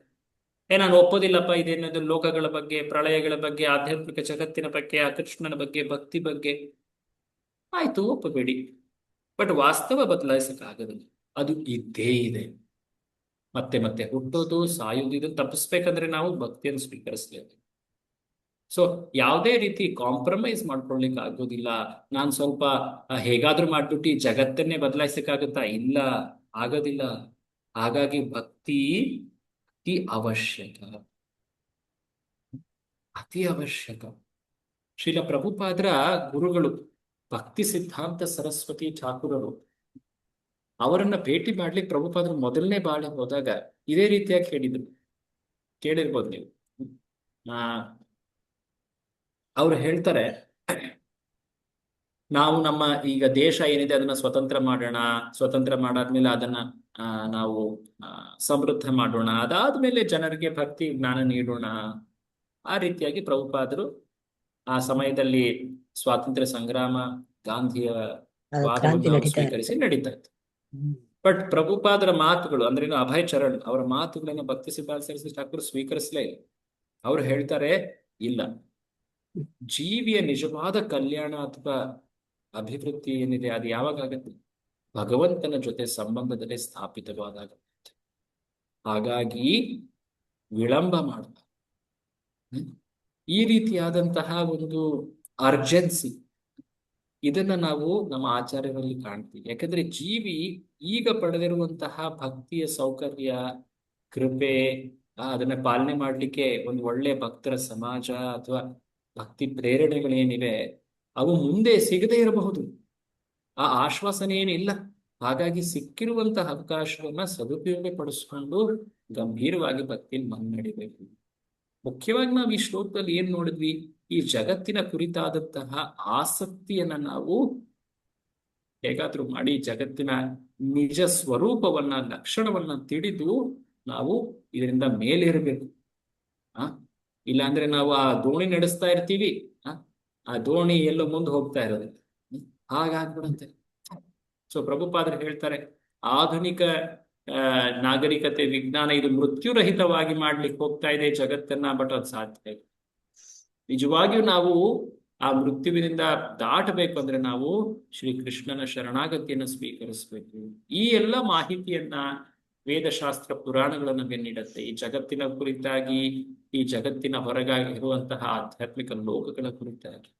ಸೊ ಹಾಗಾಗಿ ನಾವು ಸರಿಯಾದಂತಹ ಶಾಸ್ತ್ರ ಭಗವದ್ಗೀತೆಯನ್ನ ಸ್ವೀಕರಿಸಿ ಸರಿಯಾದಂತಹ ಒಬ್ಬ ಮಾರ್ಗದರ್ಶಕ, ಒಬ್ಬ ಸದ್ಗುರು, ಒಬ್ಬ ಭಕ್ತನನ್ನ ಆಶ್ರಯಿಸಿ ಮುನ್ನಡಿ.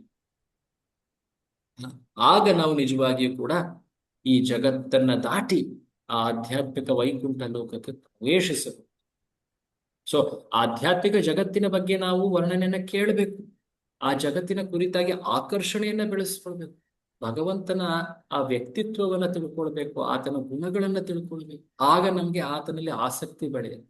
ಅದು ಒಂದು ಕಡೆ. ಇನ್ನೊಂದು ಕಡೆ ಏನು, ಈ ಜಗತ್ತಿನ ಕುರಿತಾದಂತಹ ಸತ್ಯಗಳನ್ನ ತಿಳ್ಕೊಳ್ಬೇಕು. ಈ ಜಗತ್ತಿನ ಆಸಕ್ತಿಗಳನ್ನ ಕಡಿಮೆ ಮಾಡ್ತಾ ಹೋಗಿ ಅರ್ಥ ಪ್ರಾಪ್ತಿ ಅನರ್ಥ ನಿವೃತ್ತಿ ಅಂತ. ಅರ್ಥ ಪ್ರಾಪ್ತಿ ಅಂದ್ರೆ ಆಧ್ಯಾತ್ಮಿಕ ಸತ್ಯಗಳು, ಭಗವಂತ, ಆಧ್ಯಾತ್ಮಿಕ ಧಾಮ, ಆ ಭಕ್ತಿ ಮಾರ್ಗ, ಅದನ್ನ ನಾವು ಹೆಚ್ಚಾಗಿ ಬೆಳೆಸ್ಬೇಕು. ಅದರ ಕುರಿತಾಗಿ ನಮ್ಮ ಮೆಚ್ಚುಗೆ, ನಮ್ಮ ತಿಳುವಳಿಕೆ ಅದನ್ನ ಬೆಳೆಸ್ಕೊಳ್ಳಿ. ಈ ಭೌತಿಕ ಜಗತ್ತಿನ ಕುರಿತಾಗಿ ಏನ್ ಮಾಡ್ಬೇಕು, ಅದನ್ನೆಲ್ಲ ಕಡಿಮೆ ಮಾಡ್ಕೋಬೇಕು. ಏನ್ ಕಡಿಮೆ ಮಾಡ್ಕೊಳ್ಳೋದಂದ್ರೆ ಅರ್ಥ ಏನು? ಅದನ್ನೆಲ್ಲ ಬಿಡ್ಬೇಕು. ಅದೇ ಭೌತಿಕ ಜಗತ್ತಿಂದ ಇದನ್ನೆಲ್ಲ ಬಿಟ್ಟು ಇದ್ರ ತಿಳುವಳಿಕೆಯನ್ನ ಆಧ್ಯಾತ್ಮಿಕ ತಿಳ್ಕೊಳ್ಬೇಕು. ಸತ್ಯ ಏನು, ಈ ಜಗತ್ತಿನ ಸತ್ಯ ಏನು, ಸತ್ಯ ಏನು ಅಂತ ತಿಳ್ಕೊಂಡು ಆಧ್ಯಾತ್ಮಿಕ ಕಡೆ ಹೋಗ್ಬೇಕು. ಅದನ್ನು ತಿಳ್ಕೊ. ಪ್ರತಿದಿನ ನಾವು ನೆನಿಬೇಕಂತೆ. ಚಾಣಕ್ಯರು ಹೇಳ್ತಾರೆ, ಈ ಭೌತಿಕ ಜಗತ್ತು ಅನಿತ್ಯ. ಇದನ್ನ ಪ್ರತಿದಿನ ಬೆಳಿಗ್ಗೆ ನಾವು ನೆನಪು ಮಾಡ್ಕೊಳ್ಬೇಕು. ಯಾಕಂದ್ರೆ ಈ ನಮ್ಮ ಪ್ರಜ್ಞೆ ಏನಿದೆ ಅದು ಆವರಿಸ್ಬಿಡುತ್ತೆ. ಈ ಮಾಯ ಅನ್ನೋದು ನಮ್ಮನ್ನ ಆವರಣ ಆವರಿಸುತ್ತೆ. ಮರ್ತು ಬಿಡುತ್ತೆ. ಸತ್ಸಂಗದಲ್ಲಿ ಲೆಕ್ಚರ್ ಕೇಳ್ಬೇಕಾದ್ರೆ, ಪುಸ್ತಕ ಓದ್ಬೇಕಾದ್ರೆ ಆ ಅಂಶಗಳು ನೆನಪಾಗುತ್ತೆ. ಅದಾದ್ಮೇಲೆ ಇಲ್ಲ, ಈ ಜಗತ್ ನಡೆಯುತ್ತೆ, ಹೀಗೆ ಇರುತ್ತೆ, ಈ ಸರ್ಕಾರ ಹೀಗಿರುತ್ತೆ, ನಮ್ಮ ಮನೆ ಹೀಗೆ ಇರುತ್ತೆ, ನಮ್ಮ ಜೀವನ ಹೀಗೆ ಇರುತ್ತೆ, ಹೀಗೆ ಇರುತ್ತೆ. ಸೊ ಹಾಗಾಗಿ ನಾವು ಈ ತತ್ವಗಳ ಕುರಿತಾಗಿ ಚರ್ಚೆ, ಈ ಗುರುಗಳ ಮಾತುಗಳನ್ನ, ಪ್ರಭುಪಾದರ ಮಾತುಗಳನ್ನ ಇದನ್ನೆಲ್ಲ ಕೇಳ್ತಾ ಇದ್ರೆ ನಮ್ಗೆ ಈ ಜಗತ್ತಿನ ಸತ್ಯ ತಿಳಿಯುತ್ತೆ. ಅದಾದ್ಮೇಲೆ ಭಗವಂತನ ಕುರಿತಾಗಿ ಚರ್ಚೆ, ಆ ಸತ್ಯಗಳನ್ನ ತಿಳಿತಾ ಇದ್ದಾಗ ನಾವು ಭಗವಂತನಲ್ಲಿ ಹೆಚ್ಚು ಆಸಕ್ತಿ. ಸೊ ಭೌತಿಕ ಅನಾಸಕ್ತಿ, ಆಧ್ಯಾತ್ಮಿಕ ಆಸಕ್ತಿ, ಇವೆರಡೂ ಕೂಡ ಒಟ್ಟಾಗಿ ಬೆಳೆಸ್ಕೊಂಡು ಭೌತಿಕ ಜಗತ್ತಿನ ಕುರಿತಾಗಿ ಅನಾಸಕ್ತರಾಗಬೇಕು, ಆಧ್ಯಾತ್ಮಿಕ ಜಗತ್ತಿನ ಕುರಿತಾಗಿ ಆಸಕ್ತ. ಸೊ ಅನಾಸಕ್ತ ಅಂದ ತಕ್ಷಣ ಇಲ್ಲಿ ತ್ಯಾಗದ ಮಾತಲ್ಲ, ಮತ್ತೊಮ್ಮೆ ಹೇಳ್ತಾ ಇದ್ದೀನಿ. ಬಟ್ ಕಾರ್ಯಗಳನ್ನ ಮಾಡುವಾಗ ಸತ್ಯ ತಿಳ್ಕೊಂಡು ಮಾಡಬೇಕು. ಹೆಚ್ಚು ಅಪೇಕ್ಷೆ ಇಡಬಾರದು ಜಗತ್ತಿನ ಸಂಬಂಧ ಅಥವಾ ಜಗತ್ತಿನ ಲಕ್ಷಣಗಳ ಕುರಿತಾಗಿ. ಯಾವಾಗ ಯಾವ ಸಮಯದಲ್ಲಿ ಅವು ದುಃಖ ಉಂಟು ಮಾಡ್ತೇವೆ ಅನ್ನೋದು ನೀವು ಅಪೇಕ್ಷಿಸ್ಲಿಕ್ಕೂ ಆಗದು. ಓಕೆ, ಓದಿದ್ದೆ ಅದೇ ರೀತಿ ಆಯ್ತು, ಓಹೋ ಓಕೆ. ಮುಂದೆ ಬರುವಂತಹ ಅಪಾಯ ಅಥವಾ ದುಃಖ ನಾವು ಅದಾಗ್ಲೇ ಪ್ರತೀಕ್ಷೆಯಲ್ಲಿ ಇಟ್ಕೊಂಡಿದ್ರೆ ನಮ್ಗೆ ಮನಸ್ಸಿನಲ್ಲಿ ಹೆಚ್ಚು ದುಃಖ ಉಂಟಾಗತ್ತೆ. ಹೌದಾ? ಸೊ ಹಾಗಾಗಿ ಅದು ನಮ್ಮನ್ನ ಒಂದು ರೀತಿ ದುಃಖದ ಅನುಭವಕ್ಕೆ ಕಡಿಮೆ ಮಾಡಿ. ಎನಿವೇಸ್, ಈ ದಿನ ನಾವು ಈ ಮಂತ್ರ 14 ಕಂಪ್ಲೀಟ್ ಮಾಡಿದ್ದೀವಿ. ಮಂತ್ರ 15ರಿಂದ ಒಂದು ವಿಶೇಷವಾದಂತಹ ಭಾಗ ಪ್ರಾರಂಭ ಆಗುತ್ತೆ. ಇದು ಪ್ರಾರ್ಥನೆಯ ಭಾಗ, ಬಹಳ ಚೆನ್ನಾಗಿದೆ. ಆ ಭಗವಂತನ ಗುಣಗಳು ಕೂಡ ಇಲ್ಲಿಂದ ನಮಗೆ ಸ್ಪಷ್ಟವಾಗ್ತಾ ಹೋಗ್ತದೆ. ಈಶನಿಗೆ ಕುರಿತಾಗಿ ಪ್ರಾರ್ಥನೆಗಳನ್ನ ಸಲ್ಲಿಸ್ತಾರೆ ಈ ಉಪನಿಷತ್ತನ್ನ ಹೇಳ್ತಾ ಇರೋರು. ಅದು ಬಹಳ ಇಂಟ್ರೆಸ್ಟಿಂಗ್ ಆಗಿದೆ. ಅವುಗಳನ್ನ ನಾವು ಮುಂದಿನ ತರಗತಿಯಿಂದ ನೋಡೋಣ. ಅದರಲ್ಲಿ ಒಟ್ಟು 4 ಶ್ಲೋಕಗಳಿವೆ ಅಲ್ವಾ? 15, 16, 17, 18. ಸೊ ಆಕ್ಚುಲಿ ಹೇಳ್ಬೇಕಂದ್ರೆ ಅರೌಂಡ್ 4 hours ಅಲ್ಲಿ ಇದು ಕಂಪ್ಲೀಟ್ ಆಗ್ಬೇಕು. ಬಟ್ ನೋಡೋಣ ಎಷ್ಟಾಗುತ್ತೆ ಅಂತ. ನಾಳೆ ಒಂದು ಚರ್ಚೆ ಇದೆ ನಮ್ದು, ಅದಾದ್ಮೇಲೆ ಶುಕ್ರವಾರ ನಮ್ ಕ್ಲಾಸ್ ಇಲ್ಲ. ನೆಕ್ಸ್ಟ್ ವಾರದಲ್ಲಿ ನಮಗೆ ಇನ್ನೂ ಅದು ಗೊತ್ತಾಗ್ತಿಲ್ಲ, ಕ್ಲಾರಿಟಿ ಇಲ್ಲ. ಸೊ ಮೋಸ್ಟ್ಲಿ ಆಗ್ಲಿಕ್ಕಿಲ್ಲ ನೆಕ್ಸ್ಟ್ ವಾರ ಕ್ಲಾಸ್ ನಮ್ದು. ಹೇಳ್ತೇವೆ ನಾವು ನಿಮ್ಗೆ ಕನ್ಫರ್ಮ್ ಆಗಿ. ಬಟ್ ಆಲ್ಮೋಸ್ಟ್ ನಾವು ಉಪನಿಷತ್ತು ಈ ಶ್ಲೋಕಗಳನ್ನ ಕಂಪ್ಲೀಟ್ ಮಾಡ್ಲಿಕ್ಕೆ ಬಂದಿದ್ದೀವಿ. ತಾವೆಲ್ಲರೂ ಕೂಡ ಆ ಸೆಕೆಂಡ್ ಓಪನ್ ಬುಕ್ ಕ್ವಶನ್ಗೆ ಆನ್ಸರ್ಸ್ ನ ತಯಾರು ಮಾಡ್ಕೊಳ್ತಾ ಇದ್ದೀರಾ ಅನ್ಕೊಳ್ತೀನಿ ನಾನು. ಓಕೆ, ಹರೇ ಕೃಷ್ಣ. ಸೊ ಇದಾದ್ಮೇಲೆ ತುಂಬಾ ಧನ್ಯವಾದ ಎಲ್ರಿಗೂ. ಹರೇ ಕೃಷ್ಣ. ಉಪನಿಷತ್ತು ನೀವೇ ತೆಗಿತೀರಾ ಪ್ರಭುಜಿ? ನೆಕ್ಸ್ಟ್ ಏನಂದ್ರಿ? ಇದು ಈಶಾ ಬುಕ್ ಆದ್ಮೇಲೆ ನೆಕ್ಸ್ಟ್ ಉಪನಿಷತ್ ಉಪನಿಷಾಮೃತ ಅದು ನೀವೇ ಅದು ತೆಗಿತೀರಾ? ಇವ್ರು ಡಿಸೈಡ್ ಮಾಡ್ತಾರೆ, ಸರ್ವಗುಣ ಮಾತಾಜಿ ಅವರು. ಓಕೆ ನನಗೆ ಅವ್ರು ಉಪನಿಷತ್ ಹೇಳಿ, ಈ ಉಪನಿಷತ್ ಹೇಳಿದ್ರು, ಹಾಗಾಗಿ ಅದನ್ನ ಡಿಸ್ಕಸ್ ಮಾಡ್ತೀವಿ. ಬೇರೆಯವರು ಕೂಡ ತುಂಬಾ ಚೆನ್ನಾಗಿ ಕಲ್ತಿದ್ದಾರೆ, ಅವರು ಕೂಡ ಹೇಳ್ತಾರೆ. ಅವ್ರ ವರ್ಣನೆ ಕೇಳಿದ್ರೆ ನೀವು ಇನ್ನೂ ಚೆನ್ನಾಗಿ. ತಮ್ಮೆಲ್ಲರಿಗೂ ಧನ್ಯವಾದ. ಹರೇ ಕೃಷ್ಣ. ಹರೇ ಕೃಷ್ಣ ಪ್ರಸ್ ಧನ್ಯವಾದ. ಹರೇ ಕೃಷ್ಣ ಪ್ರಭು. ಹರೇ ಧನ್ಯವಾದ. ಕೃಷ್ಣ. ಈ ಸೆಕೆಂಡ್ ಎಸೆದು ಅಂದಾಜಾಗಿ ಎಷ್ಟು ಪಾಯಿಂಟ್ಸ್ ಮಾಡ್ಬೇಕು ಪ್ರಭು, ಭಗವಂತನ್ಗೆ ರೂಪ ಇದೆ ಅನ್ನೋದ್ರ ಬಗ್ಗೆ? ಆಕ್ಚುಲಿ 15ನೇ ಶ್ಲೋಕದಿಂದ ಇನ್ನೂ ಹೆಚ್ಚು ನಿಮಗೆ ಪಾಯಿಂಟ್ ಸಿಗತ್ತೆ. ಓಕೆ ಪ್ರಭು. ಹಾಗಿದ್ರೆ ಅದಕ್ಕೆ ವೇಟ್ ಮಾಡಿ, ಕೊನೆವರೆಗೆ ಸಿಗುತ್ತೆ, ಇನ್ನು ಸಾಕಷ್ಟು ಸಿಗುತ್ತೆ ಈಗ. ಓಕೆ. ಅಂಡ್ ಸೆಕೆಂಡ್ ಕ್ವೆಶ್ಚನ್ ಹೇಗೆ ಪ್ರಭು? ದೇರ್ ಆರ್ 3 questions ಅಲ್ವಾ ಪ್ರಭು? ಎಸ್ಸೆ ಓಪನ್ ಎರಡೇ ಕ್ವಶನ್ ಇರೋದು ನಮ್ಗೆ. ನಾನು ಆಗ್ಲೇನೆ ಲಾಸ್ಟ್ ಟೈಮ್ ಹೇಳಿದ್ದೆ, 3 ಕ್ವಶನ್ ನಿಮ್ಗೆ ಹ್ಯಾಂಡ್ ಬುಕ್ ಅಲ್ಲಿ ಇದೆ. 3 ಕ್ವಶನ್ ಹ್ಯಾಂಡ್ ಬುಕ್ ಅಲ್ಲಿ ಇದೆ, ಬಟ್ ನಿಮ್ಗೆ ಆನ್ಸರ್ ಮಾಡ್ಲಿಕ್ಕೆ ನಾನು ಎರಡೇ ಕ್ವಶನ್ ಅಂತ ಹೇಳಿ. ಓಕೆ ಪ್ರಭು. ಯಾರೋ ಮಾತಾಜಿ ಸೆಕೆಂಡ್ ಟೈಮ್ ಮತ್ತೆ ಕಾಲ್ ಮಾಡಿ ಕೇಳೋ ಅಷ್ಟ್ರಲ್ಲಿ ನಾನ್ ಕನ್ಫ್ಯೂಸ್ ಆಗ್ಬಿಟ್ಟೆ. But okay. Yes, ಪ್ರಭು. ಅದೇ ಹೇಳ್ತಾ ಇದ್ದೀನಿ, ಮೊದಲನೇದು ಈಶಾವಾಸ್ಯ ತತ್ವನ ಹೇಗೆ ಅಪ್ಲೈ ಮಾಡ್ಬೇಕಂತ. ಎರಡನೇದಂದ್ರೆ ಅದು 3ನೇ ನಂಬರ್ ಅನ್ಸುತ್ತೆ. ಸಾಕಾರ ತತ್ವವನ್ನ ಸಾಬೀತುಪಡಿಸುವಂತ ಅಂಶಗಳನ್ನ ಮಂತ್ರ ಅನ್ನೋ ಭಾವಾರ್ಥದಿಂದ ಹುಡುಕಿ ನೀವು ಉಲ್ಲೇಖ ಮಾಡಿ ಅಂತ ಹೇಳಿ. ಅದು ಸೇಮ್ 600 words ಆರ್ ಸಮಥಿಂಗ್ ಹಂಗೇನಾ ಪ್ರಭು? 3 to 4 pages. ಪ್ರತಿ ಕ್ವಶನ್ 600 to 800 ವರ್ಡ್ಸ್ ಅಲ್ಲಿ ಮ್ಯಾಕ್ಸಿಮಮ್ ನೀವು ಡಿಸ್ಕ್ರೈಬ್ ಮಾಡ್ಬೇಕು. ಸೆಕೆಂಡ್ ಬರೆಯೋದೇ ಇಲ್ವಾ ಪ್ರಭು? ಅದೇ ಎರಡನೇದು ಬರೆಯೋದೇ ಇಲ್ವಾ ಪ್ರಭು? ಅದು ಎರಡನೇದು ಬರೆಯಬೇಕಾಗಿಲ್ಲ, ಎರಡನೇದು ಬೇಕಿಲ್ಲ, 3ನೇದು ಬರೀರಿ. Okay, question Prabhuji, June first week ಇಂದ ನಾನು ಸ್ವಲ್ಪ ಆಬ್ಸೆಂಟ್ ಆಗಿದ್ದೆ ಪ್ರಭುಜಿ. ಪುರಿ ಜಗನ್ನಾಥ್ಗೆ ಹೋಗಿದ್ದೆ, ಹಾಗಾಗಿ ನನಗೆ ಅವ್ ಕ್ಲಾಸಸ್ ಬೇಕು ಪ್ರಭುಜಿ. ಏನ್ ಮಾಡ್ಬೇಕು? ಕ್ಲಾಸಸ್ ಬೇಕು ಪ್ರಭುಜಿ, ರೆಕಾರ್ಡಿಂಗ್ ಕ್ಲಾಸಸ್ ಬೇಕು. ಕ್ಲಾಸ್ ಬೇಕು ಅಂದ್ರ ಕ್ಲಾಸಸ್ ರೆಕಾರ್ಡಿಂಗ್ ಆಗ್ಲಿ ಅಪ್ಲೋಡ್ ಆಗಿದೆಯಲ್ಲ? ಸಾರಿ, ಕೇಳಿಸ್ಲಿಲ್ಲ. ರೆಕಾರ್ಡಿಂಗ್ಸ್ ಅಪ್ಲೋಡ್ ಆಗಿದೆ. ಚೆಕ್ ಮಾಡಿದೆ ಪ್ರಭುಜಿ, ಅವ್ರು ಸಿಗ್ಲಿಲ್ಲ. ಬರೀ ಇಲ್ಲ, 11th recordings. ಮಂತ್ರವರೆಗೂ ಕಾಣ್ತಾ ಇದೆ ಪ್ರಭು, 12th ಇಂದ ಸಿಗ್ತಾ ಇಲ್ಲ. ಸಿಗ್ತಾ ಇಲ್ಲ ಪ್ರಭುಜಿ. 12th ನಾವು ಈ ವಾರ ನಿನ್ನೆ ಯಾವ್ದಾಗಿತ್ತು? ನೆನ್ನೆ 13 ಇತ್ತಷ್ಟೇ ಅಲ್ಲ ಪ್ರಭು? 13 ನಿನ್ನೆ. ಲಾಸ್ಟ್ 2 ರೆಕಾರ್ಡಿಂಗ್ಸ್ ಅಪ್ಲೋಡ್ ಮಾಡಿಲ್ಲ, ನಾಳೆ. ಬಟ್ 11ರವರೆಗೆ ಆಗಿದೆ ನೋಡಿ. ವಿದ್ಯಾ 11ವರೆಗೆ ಇದೆ ಪ್ರಭು, ಅಪ್ಲೋಡ್ ಇದೆ. 11ವರೆಗೆ. ಮಾತಾಜಿ 11ವರೆಗೆ ಕಾಣ್ತಾ ಇಲ್ಲ ಮಾತಾಜಿ, ಅವು 6 ಮಾತ್ರ ಕಾಣಿಸ್ತಾ ಇದೆ ನಮ್ದ್ರಲ್ಲಿ. ನಾನೇನಾದ್ರೂ ಮಾರ್ಕ್ ಮಾಡಿ ನಿಮ್ಗೆ ಕಳ್ಸಕ್ ಟ್ರೈ ಮಾಡ್ತೀನಿ ಮಾತಾಜಿ. 12 ಇಲ್ಲ, ಬಟ್ 11ವರೆಗಂತೂ ಇದೆ. ಸರಿ ಮಾತಾಜಿ, ನಾವು ಗ್ರೂಪ್ ಅಲ್ಲಿ ಇರೋ ಲಿಂಕ್ ಅಲ್ಲಿ ನಾವು ಚೆಕ್ ಮಾಡಿದ್ರೆ ಅದು ಇಲ್ಲ, ಅದಲ್ಲ, ಆ ಚಾನಲ್ ಅಲ್ಲ, ಆ ಚಾನಲ್ ಅಲ್ಲ, ಇದು ಇನ್ನೊಂದು ಚಾನಲ್ ಇದೆ. ಇವ್ರು ಲಿಂಕ್ ಕಳಿಸ್ತಾರೆ ಮಾತಾಜಿ. ಓಕೆ, ಸರಿ ಪ್ರಭುಜಿ. ಪ್ರಭು, ಇವತ್ತಿನ ಬಗ್ಗೆ ಇನ್ನೊಂದು ಸಣ್ಣ ಪ್ರಶ್ನೆ ಪ್ರಭು. ಬ್ರಹ್ಮ ಈ ಫಸ್ಟ್ ಹಾಫ್ ಎವ್ರಿ ನೈಟ್ ಒಂದ್ ಪ್ರಳಯ, ಜೀವನ ಪೂರ ಆದ್ಮೇಲೆ ಒಂದ್ ಪ್ರಳಯ. I get that point, but ಇದೆಲ್ಲ if I am not wrong second half of his life ನಡೆಯುತ್ತೆ ಅಲ್ವಾ ಪ್ರಭು? ಇಲ್ಲ, ಪ್ರತಿದಿನ ಆತಂದು ಮೊದಲನೇ ದಿನದಿಂದನೂ ಪ್ರಳಯ ಆಗ್ತಾ ಇರುತ್ತೆ. ಮತ್ತೆ ಬ್ರಹ್ಮ ಹುಟ್ಟದಾಗ ಅವಾಗ ಅವ್ರ ವರ್ಷ ಎಷ್ಟು ವಯಸ್ಸಿದ್ದಿರ್ಬೋದು ಪ್ರಭು? How to consider? ಯಾರಿಗೆ ಬ್ರಹ್ಮನ್ಗೆ ಯಾವಾಗ ನೋಡಿದ್ರೇನು ವೈಟ್ ಕೂದ್ಲಲ್ಲೇ ಇರ್ತಾರೆ ಅಲ್ಲ ಪ್ರಭು? ದಟ್ ಮೀನ್ಸ್ ಬ್ರಹ್ಮನಿಗೆ ಈಗ ಆತನಿಗೆ 50 years ಆಗಿದೆ. ಈ 51st year ಇದೆ. ನಮ್ಮ ಬ್ರಹ್ಮಾಂಡದಲ್ಲಿರುವಂತಹ ಬ್ರಹ್ಮನಿಗೆ 51st year ನಡೀತಾ ಇದೆ. ಓಕೆ.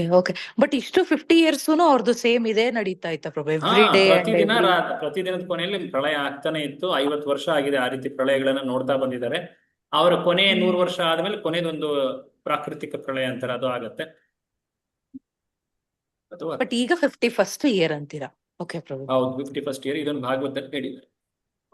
ಥ್ಯಾಂಕ್ ಯು ಪ್ರಭು. ಹರೇ ಕೃಷ್ಣ. ಹರೇ ಕೃಷ್ಣ ಪ್ರಭು. ಹೇಳಿ. ನೆಕ್ಸ್ಟ್ ವಾರ ಪೂರ್ತಿ ಕ್ಲಾಸ್ ಇರೋದಿಲ್ಲ ಅಲ್ವಾ ಪ್ರಭು? ಮೋಸ್ಟ್ಲಿ ಇರೋದಿಲ್ಲ, ಕನ್ಫರ್ಮ್ ಮಾಡ್ತೀನಿ. ಆಮೇಲೆ 29th ಸ್ಥಾನ ಪೂರ್ಣಿಮಾ ಇದೆ. 29th ಸೋಮವಾರ. ಅವತ್ತು ಫುಲ್ ಸ್ವಲ್ಪ ಸೇವೆಯಲ್ಲಿ ಇರ್ತೀವಿ. ಅವತ್ತನ್ನು ಕ್ಲಾಸ್ ಇಲ್ದಿದ್ರೆ ಚೆನ್ನಾಗಿರುತ್ತೆ. ನೆಕ್ಸ್ಟ್ ಮಂಗಳವಾರ ಚೆಕ್ ಮಾಡಿ ಹೇಳ್ತೇನೆ. Mostly possible. ಫೆಸ್ಟಿವಲ್ ದಿನ ನಾವು ಕೂಡ ಬೇರೆ ಎಲ್ರು ಉತ್ಸವದಲ್ಲಿ ಭಾಗವಹಿಸ್ತೀವಿ. ಹರೇ ಕೃಷ್ಣ. ಹರೇ ಕೃಷ್ಣ. ನಾವು ಕೂಡ ಭಾಗವಹಿಸ್ತೀವಿ, ನೀವು ಬಿಟ್ಟು. ಹರೇ ಕೃಷ್ಣ. ಪ್ರಭು ಇನ್ನು ಸ್ವಲ್ಪ ಸಮಯ ಇದ್ರೆ ಇವತ್ತು ನಾವು ನಿಮ್ ಬಗ್ಗೆ ಒಂದ್ ಸ್ವಲ್ಪ ತಿಳ್ಕೊಳ್ಬೇಕು ಅಂತ ಇದ್ವಿ ಪ್ರಭು. ನೀವು ಯಾವ ತರ ಕೃಷ್ಣ ಪ್ರಜ್ಞೆ ನನಗೆ ಇವತ್ತು ಸಮಯ ಇಲ್ಲ, ನನ್ನ ಬಗ್ಗೆ ತಿಳ್ಕೊಳ್ಳೋದ್ರಲ್ಲಿ ಏನು ಉಪಯೋಗ ಇಲ್ಲ. ಸ್ವಲ್ಪ ಎನಿವೆ ಪಾಯಿಂಟ್ ನೀವು ಪ್ರಭುಪಾದ ಪುಸ್ತಕ ತಿಳ್ಕೊಳ್ಳಿ. ಬಟ್ ಎನಿವೆ ನೆಕ್ಸ್ಟ್ ಕ್ಲಾಸ್ ಅಲ್ಲಿ ಕಂಟಿನ್ಯೂ ಮಾಡೋಣ ಡಿಸ್ಕಷನ್. ಹರೇ ಕೃಷ್ಣ. ಇನ್ನೇನಾದ್ರೂ ಕ್ವಶನ್ ಇದೆಯಾ? ಹರೇ ಕೃಷ್ಣ. ಹೇಳಿ. ಹರೇ ಕೃಷ್ಣ ಪ್ರಭುಜಿ. ಹೇಳಿ. ಫಸ್ಟ್ ಎಕ್ಸಾಮ್ ಆದ್ಮೇಲೆ ಸೆಕೆಂಡ್ ಎಕ್ಸಾಮ್ ಕ್ವಶನ್ ಯಾವಂತ ನಮ್ಗೆ ಗೊತ್ತಿಲ್ಲ ಪ್ರಭುಜಿ. ಎಸ್ ಅಂದ್ರೆ ಅದು ಏನಂತ ಅರ್ಥ ಆಗ್ತಾ ಇಲ್ಲ. ಸೆಕೆಂಡ್ ಎಕ್ಸಾಮ್ 2 ಕ್ವಶನ್ ಅಂತ ಹೇಳ್ತಾ ಇದೀರಿ, ಅವು ನಾವು ಕೇಳಿಲ್ಲ ಪ್ರಭುಜಿ. ಅದಕ್ಕೆ ಅದು ಯಾವ ಅಂತ ಗೊತ್ತಾಗ್ತಾ ಇಲ್ಲ. ನೀವು ಹಿಂದಿನ ಕ್ಲಾಸ್ ಅಟೆಂಡ್ ಮಾಡಿಲ್ಲ ಅಲ್ವಾ? ಇಲ್ಲ. ಅದರಲ್ಲೆಲ್ಲ ಡೀಟೇಲ್ಸ್. ಹಾ. ಸೊ ನಿಮಗೆ ಆ ಎಸ್ಸೆ ಅಂದ್ರೆ ಏನು ಅನ್ನೋದು, ಅದು ಹೇಗ್ ಬರಿಬೇಕು ಅನ್ನೋದನ್ನ ಒಂದು ಕ್ಲಾಸ್ ಅಲ್ಲಿ ಪೂರ್ತಿ ಡಿಸ್ಕ್ರೈಬ್ ಮಾಡಿದೀವಿ. ಅದ್ರ ರೆಕಾರ್ಡಿಂಗ್ ನಿಮ್ಗೆ ಕಳಿಸ್ತಾರೆ ಮಾತಾಜಿ ಅವರು, ಅದನ್ನ ಕೇಳಿ. ಓಕೆ. ಹರೇ ಕೃಷ್ಣ. ಹರೇ ಕೃಷ್ಣ. ಧನ್ಯವಾದ. ನಾಳೆ ಮತ್ತೆ ನಾವು 4 ಗಂಟೆಗೆ ಭೇಟಿ ಆಗ್ಲಿಕ್ಕೆ ಟ್ರೈ ಮಾಡೋಣ. ಹರೇ ಕೃಷ್ಣ. ಶ್ರೀರಾಮ. ಅದು ಏನೇ ಲಿಂಕ್ ಇದ್ರು ಗ್ರೂಪ್ ಅಲ್ಲೇ ಹಾಕ್ಲಿ ಪ್ರಭುಜಿ, ನಮ್ಗೆ ಎಲ್ಲಾರ್ಗು ಆಗತ್ತೆ. ಅವ್ರು ಮಾತಾಜಿ ಏನೇ ಲಿಂಕ್ ಇದ್ರು ಈ ಗ್ರೂಪ್ ಅಲ್ಲೇ ಹಾಕ್ಲಿ ಪ್ರಭುಜಿ, ನಮ್ಗುನು ಓಪನ್ ಮಾಡಿ ನೋಡ್ಬೇಕಾಗುತ್ತೆ. ಓಕೆ ಮಾತಾಜಿ, ಗ್ರೂಪ್ ಅಲ್ಲೇ ಹಾಕಿ ಯೂಸ್ ಆಗುತ್ತೆ. Thank you Mataji. ಹರೇ ಕೃಷ್ಣ. ಹರೇ ಕೃಷ್ಣ ಪ್ರಭುಜಿ.